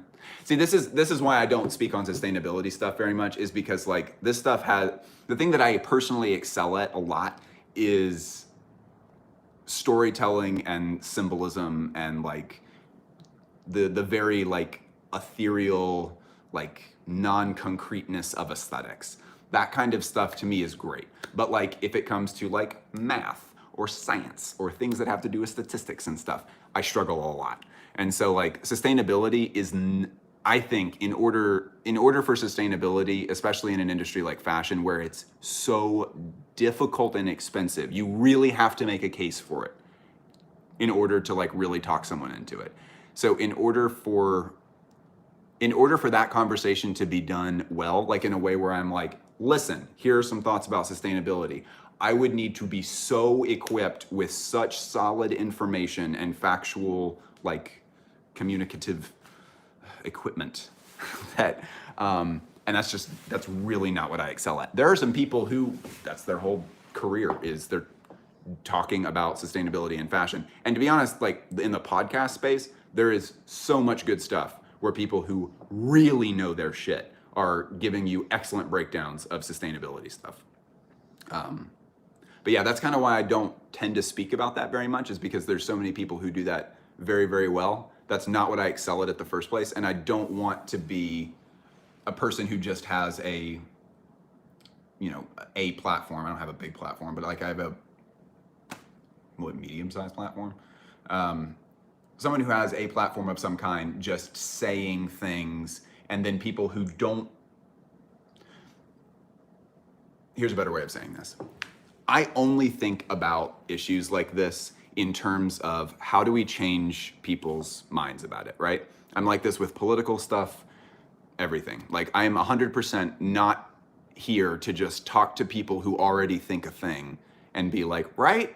Yeah, like totally. Because when you're talking to someone that already agrees with you about something, you can be very flippant. You really don't have to have a lot of good factual information because everybody's like, I already think this. Like there's nothing, it's the confirmation bias stuff. Like they're just cherry picking from things that you say that are true and are just like, yeah, here.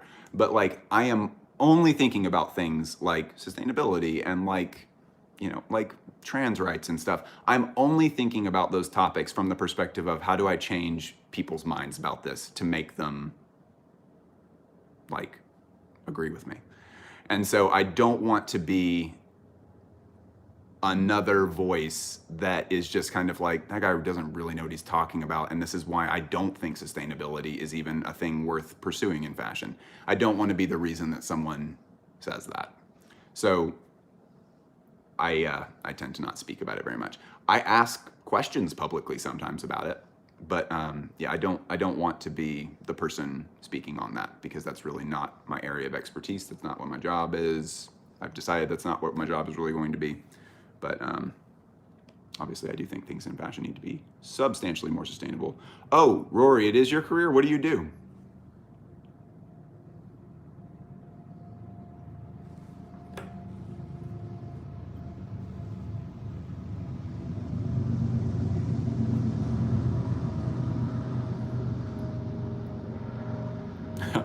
A summer long door is asking about, we have an episode coming out about like trans stories. I have a pretty outstanding interview that's coming out with a person who is trans, and fashion has been a really big part of their story with all of that. And that's going to be coming out here in a few days, in 1 week, I believe. I think it's getting released on a Sunday. It might be on a Saturday. I'm not sure. But yeah, that's going to be outstanding. I'm so excited about it. The interview is so good. We've already done it. It was so good. But yeah, because it was brought up a moment ago, I will change the subject with the statement that trans rights are human rights, y'all. Trans rights, baby. Digital Fashion Week was better than I thought it would be. We made some big strides in the medium. I think we did a good job. The biggest thing that was like a surprise to me was because so I walked into Digital Fashion Week thinking like, crack in the back, y'all. I walked into Digital Fashion Week thinking that like really the best things that are going to come out of this are the things that no one has thought of yet. It's going to be people where it's just like, this is a way of doing this that no one has seen yet, no one has had any access to, blah, blah, blah. Like it's going to be the innovator thing, right? Like someone's going to innovate this thing and then everyone's going to be like, oh my gosh, I can't imagine what Digital Fashion Week would be without this incredible idea that somebody had. So the things that got the closest to being like game-changing style things was Loewe with the collection in a box thing. I think that was an excellent execution of that. Did a really good job with that. I was also very surprised by GmbH they were just, Dell's in here. Dell, my love, hello. Hey, Dell. Dell has like the greatest style, y'all. You have no idea. Oh my gosh. Dell, your style is incredible. I want to be like you when I grow up. Loewe's collection in a box. GmbH did a really good job because they showed a short film that was made about a Sudanese designer's collection. Yeah, Sudanese designer's collection from 2010, where they made the collection and then had to flee the country because they, like, pretty much they closed the collection and packed everything up, and then the police came and attempted to arrest him and try him on a legal level for being gay. Which, yeah, if you've never looked up the number of countries where it is still a punishable crime to be gay, it is a much higher number than I thought it was. It is a discouraging number of countries that it is still just outright, it's just gay, and like they will come and arrest you.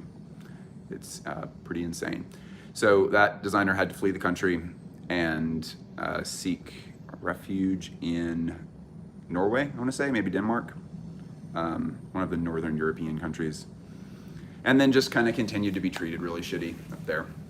But the short film from GmbH was incredible. They just showed just this short film that was made about this Sudanese designer, and it had nothing to do with their collection technically, but it was very much in like, it was sort of the same. It was cool. Like I mean, I'm sorry, we had a little pause there. Let's plug this in real quick. Let me make sure that this is actually charging, and we're good. We're good.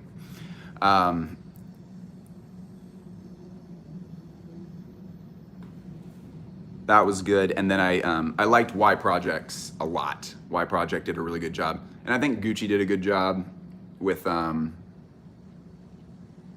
okay, so one at a time. Y Project just divided the screen with borders like this. So you had like 1, 2, 3. You had 3 looks, and then you had assistants coming in on each look and transforming the looks, because each look could be worn multiple different ways. The clothes like kind of transformed. And it was good. It was like the closest that you could get to a recording of a fashion show while doing the isolation thing. It was, overall, it was very good. I liked Swalk a lot, obviously. Swalk and Gucci were not really the same in any huge way. I really liked that their solution to the problem of we can't really show a collection like we've shown a collection in the past. I liked that their solution to that was, let's just be radically transparent with our creative process. That was a very cool move, and one that I would like to see more big houses finding nuanced, good ways of sharing that stuff. Because ultimately, like, this is something that I've like pointed out that the best design, I mean, I guess Kanye would be like the most publicly accessible example of this, like the thing where he'll just like tweet, I think he did a tweet storm like yesterday or 2 days ago or something. He'll tweet out designs that haven't even gone to stores yet, like completed designs, like, and he'll tweet out like completed color palettes and stuff. Like, when you're already a very big established house, I don't think there's a lot of harm. I guess I haven't talked to anybody from those huge houses, but I don't think there's a lot of harm in being like, yeah, do y'all want to come in and look at the mood boards? And just like showing off, like, this is what our like insane quantity of resources is able to come up with. Like, this is how we reach conclusions on things, et cetera, et cetera. Because ultimately, the thing that makes those houses set apart is that it's like, we're fucking Prada. Like, we get literally any factory in the entire universe. We can go to them and say, hello, I represent Prada. We'd like to use your facility for some things. And they would say, great. Like, so that's what sets those companies apart, is that, I mean, Prada, for example, my understanding is that they have access to, they're the sole company that gets access to this facility that makes if there's a way to objectively measure rayon, they get the best rayon in the world, and they're the only account. Like, Prada gets the highest quality rayon in the world, and they're the only ones that get it. Like, that is what the advantage of being Prada really is gargantuan budget, unlimited resources. That's what it really is. So really, there is no harm that I can see to bring in a camera crew in, and just like we did with SWAC, where we just say like, yeah, cool, all right, so John, like, what are you talking about when you're in these meetings with your like co-designers and stuff? Like, what are you showing them? What are the inspo pictures? What parts of those inspo pictures are speaking to you? That's what's really great. If anybody hasn't seen SWAC, you need to go watch it. This is the new Maison Margiela video. It's like 45 minutes, so you have to kind of, I strongly recommend that you throw it up on the big screen and actually like sit down and watch it, because it is it's so compelling. This is the example I always say, is that it's so compelling that like the other night my dad was going to bed and he was like, all right, cool, I'll see you in the morning. I was like, cool, okay. And because like, you know, I wasn't in the room with other people, I was like, I'm just gonna turn on this SWAC thing and watch this. And I like turned it on as my dad was like putting his stuff away and like putting dishes into the dishwasher and stuff. And he like walked back over. My dad has good taste. He's not necessarily like a fashion person, but he like, as he was like about to walk up the stairs, he was like, huh, what is this? It'd be just because like the energy in SWAC is so, it's so, what is that? Contagious. There's such a contagious, exciting energy in the SWAC video that you need to watch it. Anyway, that's SWALK, SWAC. Anyway. Also, patreon.com/BlissFoster. Y'all go join the fuck up. Please, please go join the fuck up.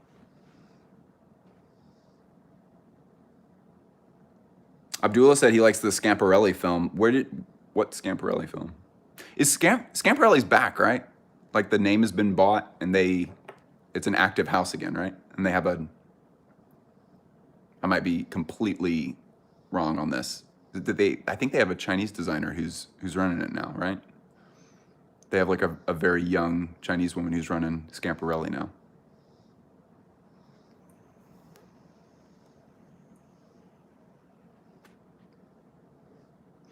Co-Rod in the cut. What up, Co-Rod?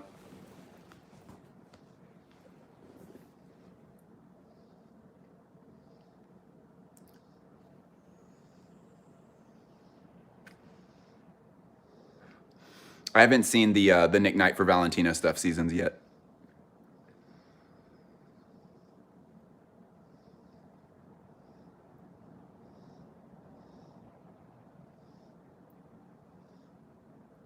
Agnar.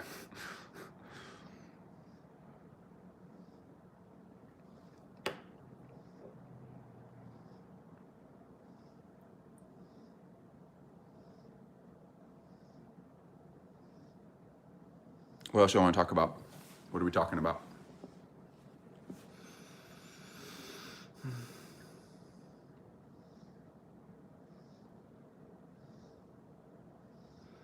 Marine Serre is cool. I wish I had a more holistic understanding of what Marine Serre actually does, because I'm familiar with it. I see the designs around. I see like little editorial snapshots here and there. I've seen one of Loic's, I don't know how you say his name. Every time he says his own name, it's always like so quick that like, because he's saying his own name obviously, that it's like I totally miss it.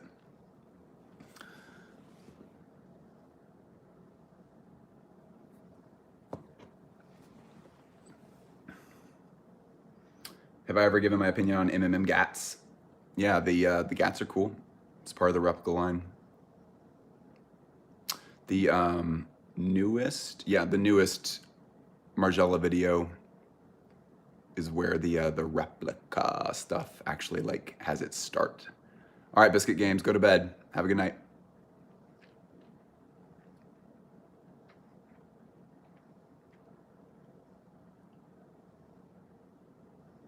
Loic. Thank you, Bean Sprouts.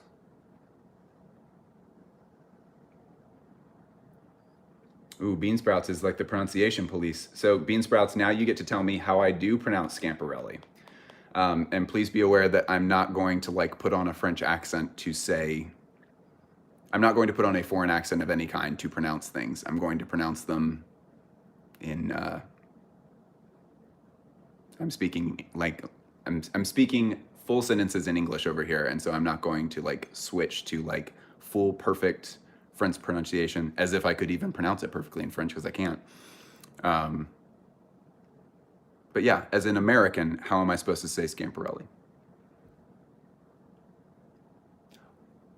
I await your decision.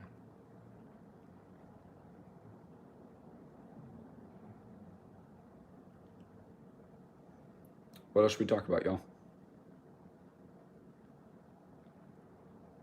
What up, easel guy?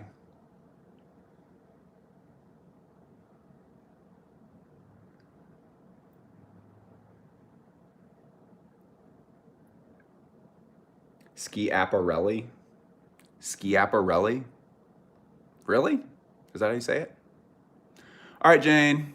Love you, mean it, bye. Good night, ma'am.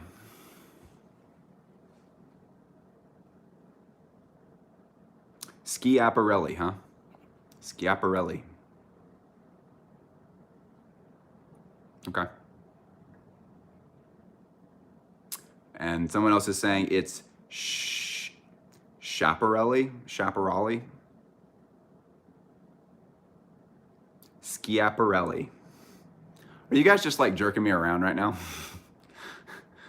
Have you guys ever seen? There's this, it's terrible. Like, this is wrong that someone did this, but like, that like somebody, there's a thing for pronouncing things in English. It's called Pronunciation Manual. And then there's an alternate account called Pronunciation Guide that just takes these very difficult words like synecdoche, and it shows, it's just like a regular pronunciation video, and it's like 9 seconds long, like most pronunciation videos. It just shows the word really big, and then it gives these ridiculous English pronunciations for them. Like, it'll show like synecdoche, and it'll be like, Sinakina dodi chodi. Sai. Nanakina doni chodi. Sinakida dodi chodi. And it's just, that's the only one I can remember, is the Sinakina dodi chodi. But it's like, to someone who's like totally new to speaking English, and they're like, what is this weird ass English word? Like synecdoche. How do I even say this? And like, it's like, wow, this is a really hard word to pronounce in English.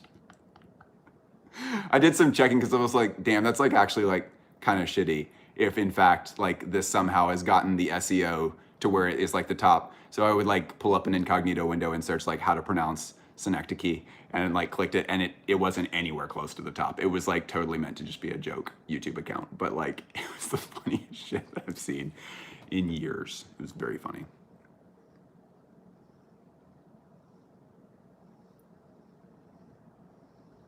You like my nail polish? This is just like some nail polish company that found my found the videos and was like, oh damn, this guy wears nail polish. And they were like, we like had a little Skype call thing, and they were like, do you want some nail polish? I was like, yes. I have like 3 nail polish colors, and that's kind of it. And they were like, we have one called Moss that's really cool. You want to do that? And they just like sent me this like really nice. And the cool thing is like, I usually don't, I usually put a matte coat on top of them, but I kind of liked how this looked as is. It's a very, very deep green. Very deep green. Kind of hard to see in this light, sorry. Almost, I guess it is, yeah, it's kind of like an evergreen more than moss. It's more of like an evergreen, like almost kind of a Christmas tree kind of green.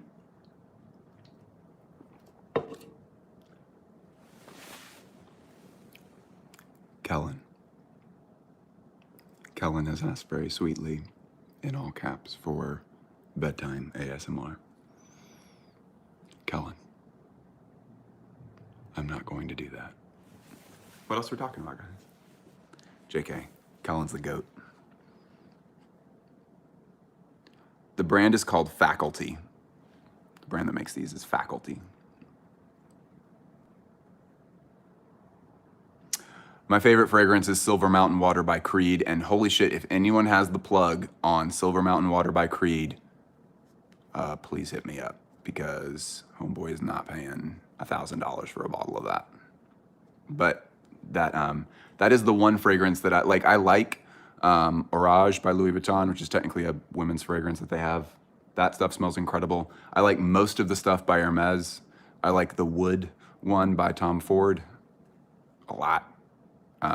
But if anybody, I'm being so serious with you right now, if anybody has a plug on Silver Mountain Water by Creed, holy shit, please, I beg of you, my DMs are open.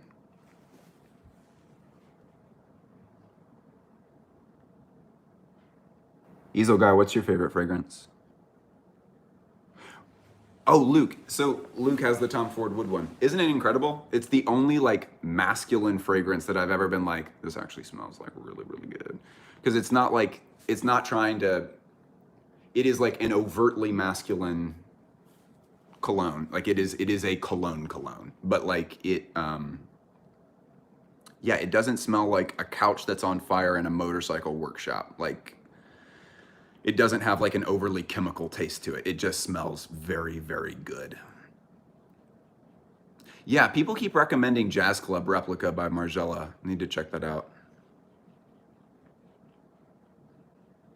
Oh, Sophia's doesn't like any of the Tom Ford ones. The Tom Ford ones are intense. Like a lot of Tom Ford fragrances are kind of a little too like power move type deal for me. I can't do a lot of them because many of them seem to play into the truest, the most like real kind of late Tom Ford thing of like being like, I am businessman and I am in charge of lots and lots of business.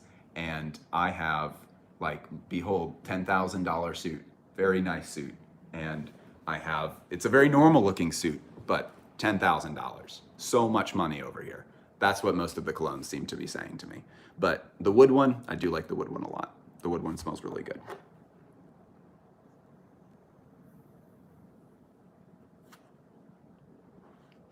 Oh, see, Rodrigo, I haven't smelled the ombre leather. I'll have to smell that one. I rotate between Jazz Club, Black Pepper, Wonder Round, and Blue Santal. Wow. Germain is all CDG cologne all the time. Is CDG cologne something, like if I went to like a damn, what's the store? What's the store that has all the cologne, like all the fragrance stuff at it? Where you just like walk in and everybody's like, oh, you should go to this place. It's not, is it Sephora? Where's like the most accessible, but like just tons and tons of fragrances? Like is it Sephora? No, not Perfume World. The thing that's frustrating about those is that like, it's frustrating because things like Creed, Tom Ford, Gucci, all the Hermes stuff, like all of the stuff where it's like, these are like how, I don't know about Tom Ford and Gucci to be honest, but like, I know that like Creed and Hermes, they actually produce their fragrances in-house. Most fragrance companies are buying them from L'Oreal. They buy exclusive contracts for different scents from L'Oreal. There's obviously nothing wrong with that, like hiring a full-time perfumier, or what are they called? Perfumier? I don't know. Hiring a full-time perfumist is incredibly expensive and like very, that is an unreasonable use of funds for a lot of brands. I don't hate on anybody for buying exclusive contracts on things from L'Oreal. Usually they still have tons of, usually still get incredible stuff.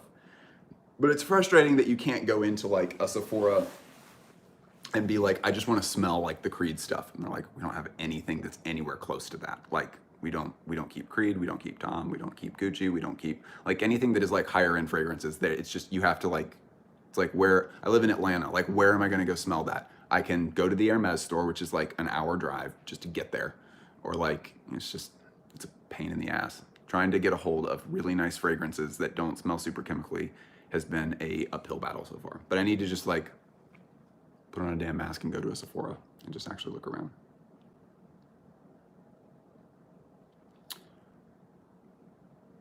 Joel said Penhaligons is great. I've never even heard of that before. Joel, what is that? Oh, they do sell Jazz Club at Sephora? Sick. Well, then I need to go and actually look at that.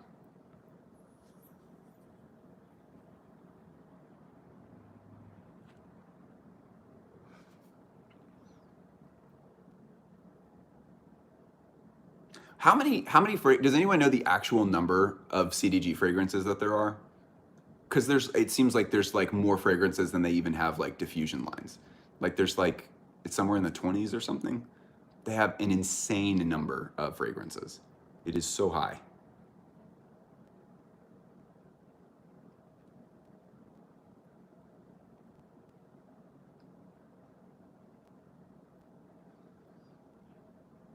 Yeah, Rodrigo, the Creed stuff is insane. Like I don't even, my problem with it is that like, you know, okay, so Jermaine, you've probably seen this. Like they have 75 perfumes at CDG. That is so many. Oh my gosh. Oh my gosh. That is such a higher number than I thought it was going to be. 7 and then a 5. Wow, that's a huge number of fragrances. Jeez. Yeah, Rodrigo, my whole thing with Silver Mountain Water is that like if I were to have that as a fragrance, I would be, hi Dakota. I feel like I would want to wear it just all the time and always smell like that. And so I would like have to go for the larger bottle of it. And it's $1,000. It's actually just like an even $1,000 to get the main like big like permanent size of it, which is still like that much. Like it's not a ton. Johan, it's been real. Have a good day or evening wherever you are. Dakota, tell us what we should talk about next. We just spent a lot of time talking about fragrances. What should we talk about, Dakota? It's Dakota topic time. Dakota, what are we talking about? Oh, Johan was saying bye because of the 1K perfume bottle. Yeah, I don't know. Someone one time said that they were like, I have like a half a bottle of Silver Mountain Water and I'll sell it to you for like pretty reasonable amount. And I was like, I will, yes. And then talked to them and they were like, oh shit, because this person who offered that has a massive collection of fragrances. They like showed me all their stuff and I was like, that is so many fragrances. Oh my gosh. It was a dream. Looking at it was a dream. But yeah, they were like, I'm so sorry, I completely blanked. I forgot that I gave it away to someone. Yeah, Seasons Pieces said, oh, Dakota, sorry, it's Dakota topic time. I found my undercover scab bag that I thought my brother stole on Grailed. That's sick. Dakota is our resident queen of undercover. Dakota has so much cool undercover stuff.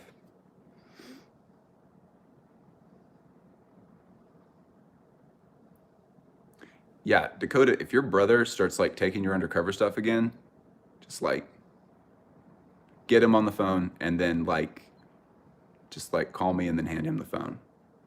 We'll get him set straight. Cause I'm trying to think about how it would go in my house if my brother took my undercover coat and then it was left in his room.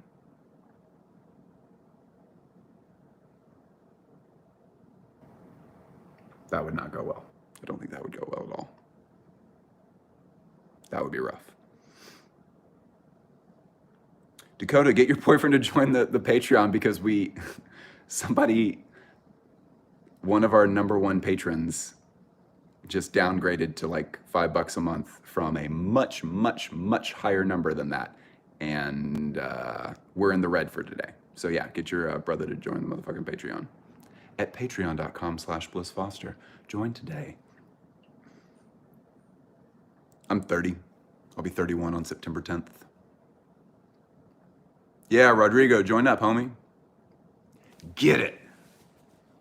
Join the motherfucking Patreon. Ooh, Easel is fasting for 5 days starting today. Are you doing full fasting or is it like closer to like Ramadan stuff where you can like eat one meal or like a half a meal before sunrise or something. Are you truly going without food for 5 days? So someone said it was the highest amount you can pay for the Patreon per month. The highest tier is $30 a month. And our $30 gang people are like incredible. I fucking love those people. But you can customize your pledge and go up to anything. You could give any amount per month. There's a lot of people who are like, oh, I can't, because the tiers are $3, $9, and $30.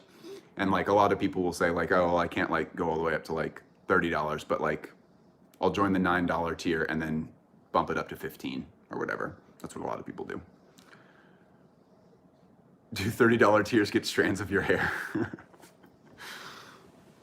They get vials of my blood and feet pics. Full fasting, only water and tea. Okay. Well, Easel guy, be safe, please.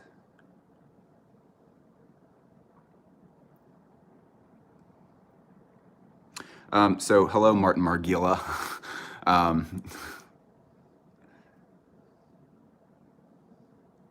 Dakota was like, they actually get to see your feet.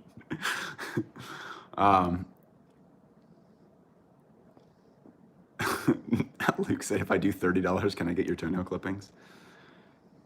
I told my parents at one point in a very serious voice, it's very hard to tell when I'm joking and when I'm being serious, even though my parents have kind of figured that out.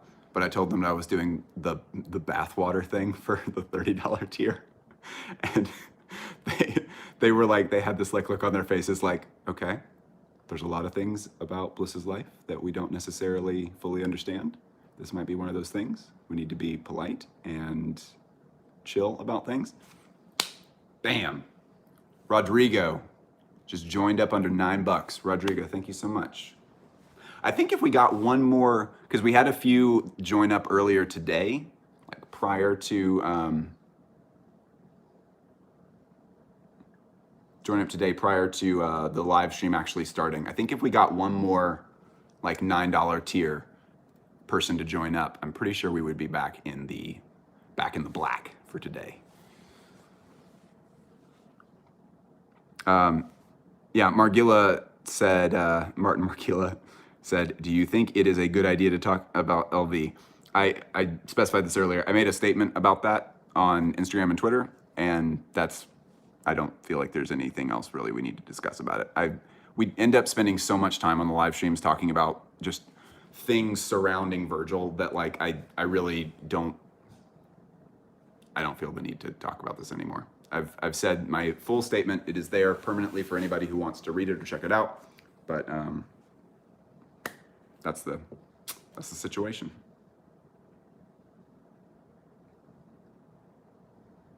Oh my gosh, Dakota, oh my gosh. Dakota said, I'm kidding. Stop talking about your feet. I'm gonna get hungry. Okay.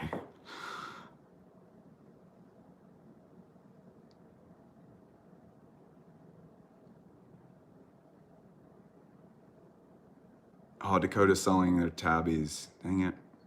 Sad day, Dakota. Favorite fabric?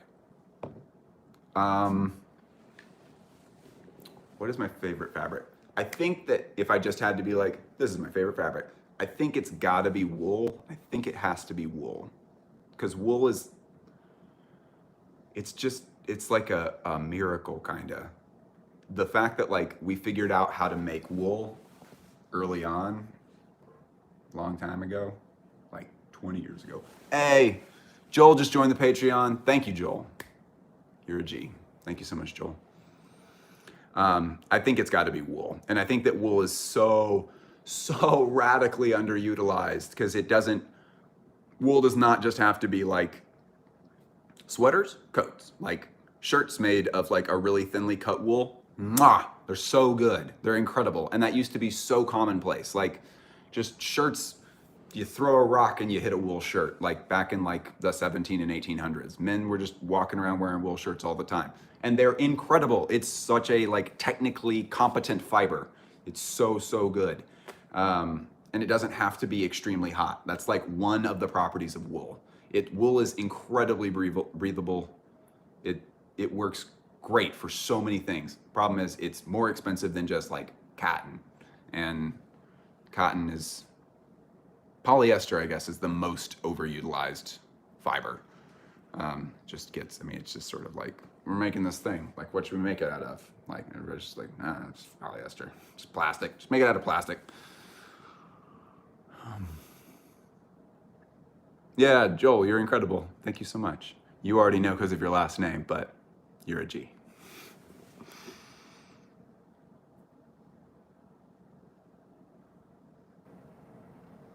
Champ said, isn't it crazy that we figured out wool like 100 years ago? Hey, Fabian, that's really kind. Thank you.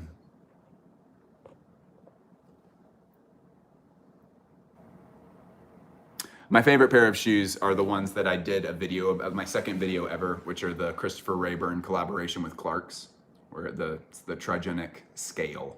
It's the ones that are based off of Chinese terracotta warrior armor. They're incredible. Each shoe contains 3 shoelaces that are, and if you take all the laces out, the shoe literally just like flops out. It's like just totally open. There's an inner sock, but like, yeah, it's like, wow. Yeah. Who was that, Toby? Yeah, sorry, Toby. I don't think the OnlyFans is ever gonna come. I think we might be waiting for something that isn't going to happen on that. Can you guys imagine, like, it really, it bothers me so much when like people are like, I mean, just little stuff. I'm such like a sensitive little porcelain man that like someone like says like one mean thing about me that is just sort of like, well, this is annoying or something. And like, I just like happen to see it on Twitter or something. And like, I'm just like, oh no, what? Like, can you imagine the kind of like mental fortitude that it takes to like post like nudes of yourself publicly on the internet? Like, you have to have just like titanium emotions in order to put up with all of the fucking garbage that people must be constantly. I cannot imagine people doing that. And at least like the way that like pornos used to be done, the way the porno industry used to be done. I had to like put on like a sleazy like New Yorker accent to say that. There was at least like some removal from it, where it's just kind of like, no, stuff is being handled by like your production company, and like you might never see people being mean about you. Like there's no internet. Like you just like put out DVDs and stuff, and it's just kind of like I just sort of get paid and like kind of hang out with friends and stuff. Like I am sort of removed from it. But like now it's like, because like all those people are just in charge of their own content, and so they see all of the feedback, and it just would be so, gosh, so emotionally taxing. I cannot imagine. Cannot imagine. So emotionally taxing.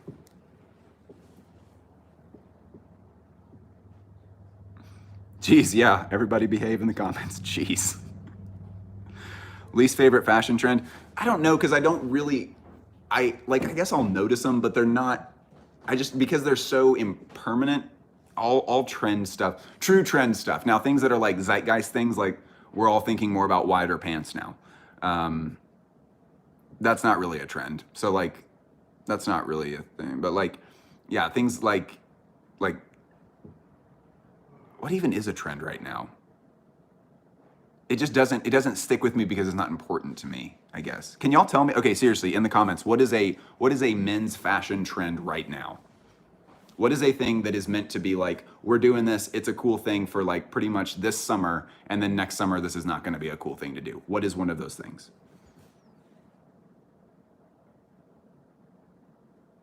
Rodrigo just said, I hated those super long t-shirts from like some years ago. So I'm so glad that that's not a trend anymore, because I need shirts that are that length because my torso is so long. Like otherwise I get like really heavy Captain Midriff vibes, which is appropriate. And oddly enough, that sort of seems to be something that we are all sort of in the mood for now, is this like thing of just like super duper like tits out shirts for guys, and like kind of like midriffy, just a little bit of midriff for guys, like kind of like we're getting a little more like thoughtwear stuff.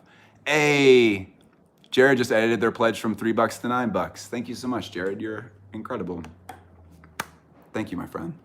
Jared, you're the best. No, earrings on men is something that we've been doing for years. I feel like earrings is something that's definitely like sticking around. That's more of a permanent thing. Like the long, like dangly earring thing.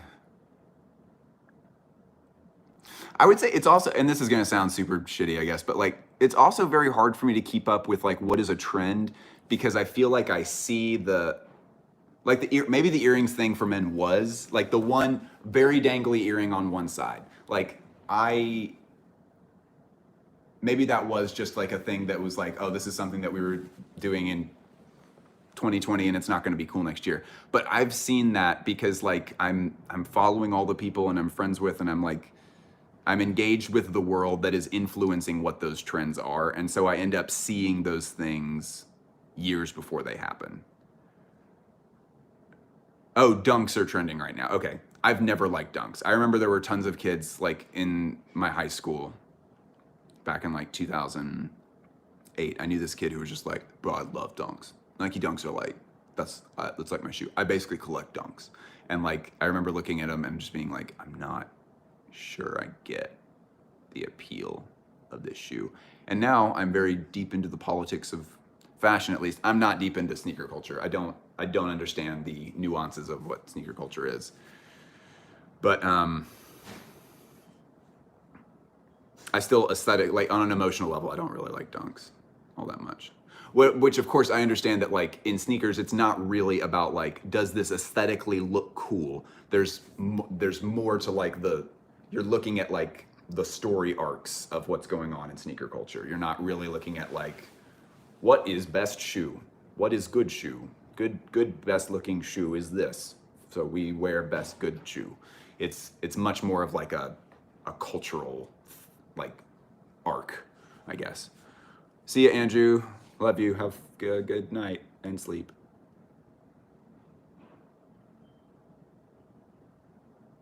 My favorite Nike sneaker, I don't really have like a favorite Nike silhouette. I don't think. I have a hard time getting married to like a very specific shoe and then being like, okay, cool, this is a shoe that like is just gonna go with a lot of stuff. I guess like Wallabies are sort of that for me. I sort of like low top Wallabies. But yeah, I look for so much variety with footwear, which just comes from the fact that I worked at Clark's and my shoe collection just like went like the number of shoes that I owned like multiplied times 8 while I worked at Clark's because it was so cheap for me to buy shoes from them. All employees get 50% off of whatever the sale price for shoes is. And so like if they were running some insane deal like buy a pair of shoes at retail, buy a pair of shoes at whatever its price is, and then your second pair of shoes is $10. That's something that they run every year. So like, you know, find a shoe that's been discounted for $60 and then the second pair of shoes is $10, so that's $70. I would pay $35 for 2 pairs of shoes in that situation. Like it was stupid how cheap the shoes were. It was insane. So I got so many shoes like that. And so I didn't really like stack up a whole bunch of like, yes, I just want a lot of sand colored Wallabies. Sand colored Wallabies are my shit. It was more of just like a thing of like, I want like this. And then I want to get like a pair of like Trigenic scales. And then I want like a bunch of different kinds of like low top Trigenic flexes with interesting like textiles and stuff. So I know like a lot of people are like Air Force Ones, those are like such great shoes. They are great shoes. Like Air Force Ones are incredible. Prestos are incredible. Like Jordan 1s are incredible. Jordan fucking 4s are incredible. But I just, my taste is so all over the place and doesn't really sit still that like I just end up going all over the place. I really like Jordan 16s. That's sort of a hot take that I have. I really like Jordan 16s. The ones with like the removable front that like wrap around the bottom of the shoe. Those things are sick. I love those a lot. I worked at Clark's for 2 years. Got a lot of shoes. A lot of shoes.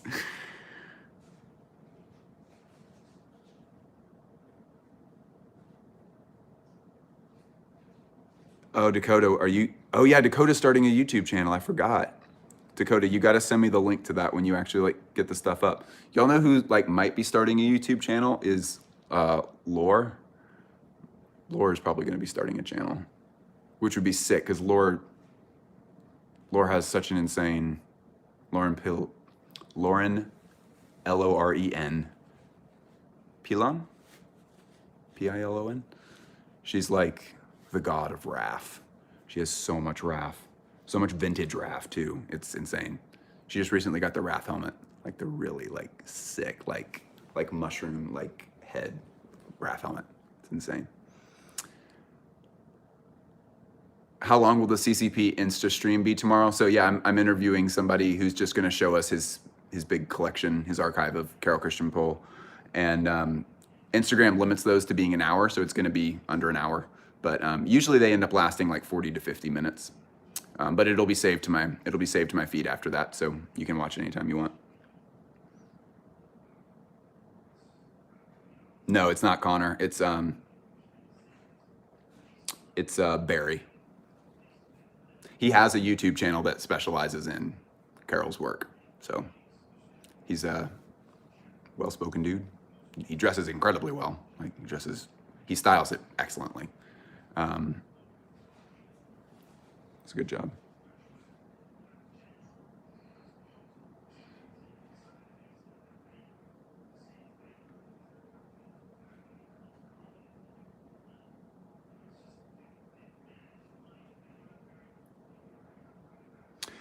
Season said, what'd you want to be or do when you were 25? I wanted to be a stylist really bad.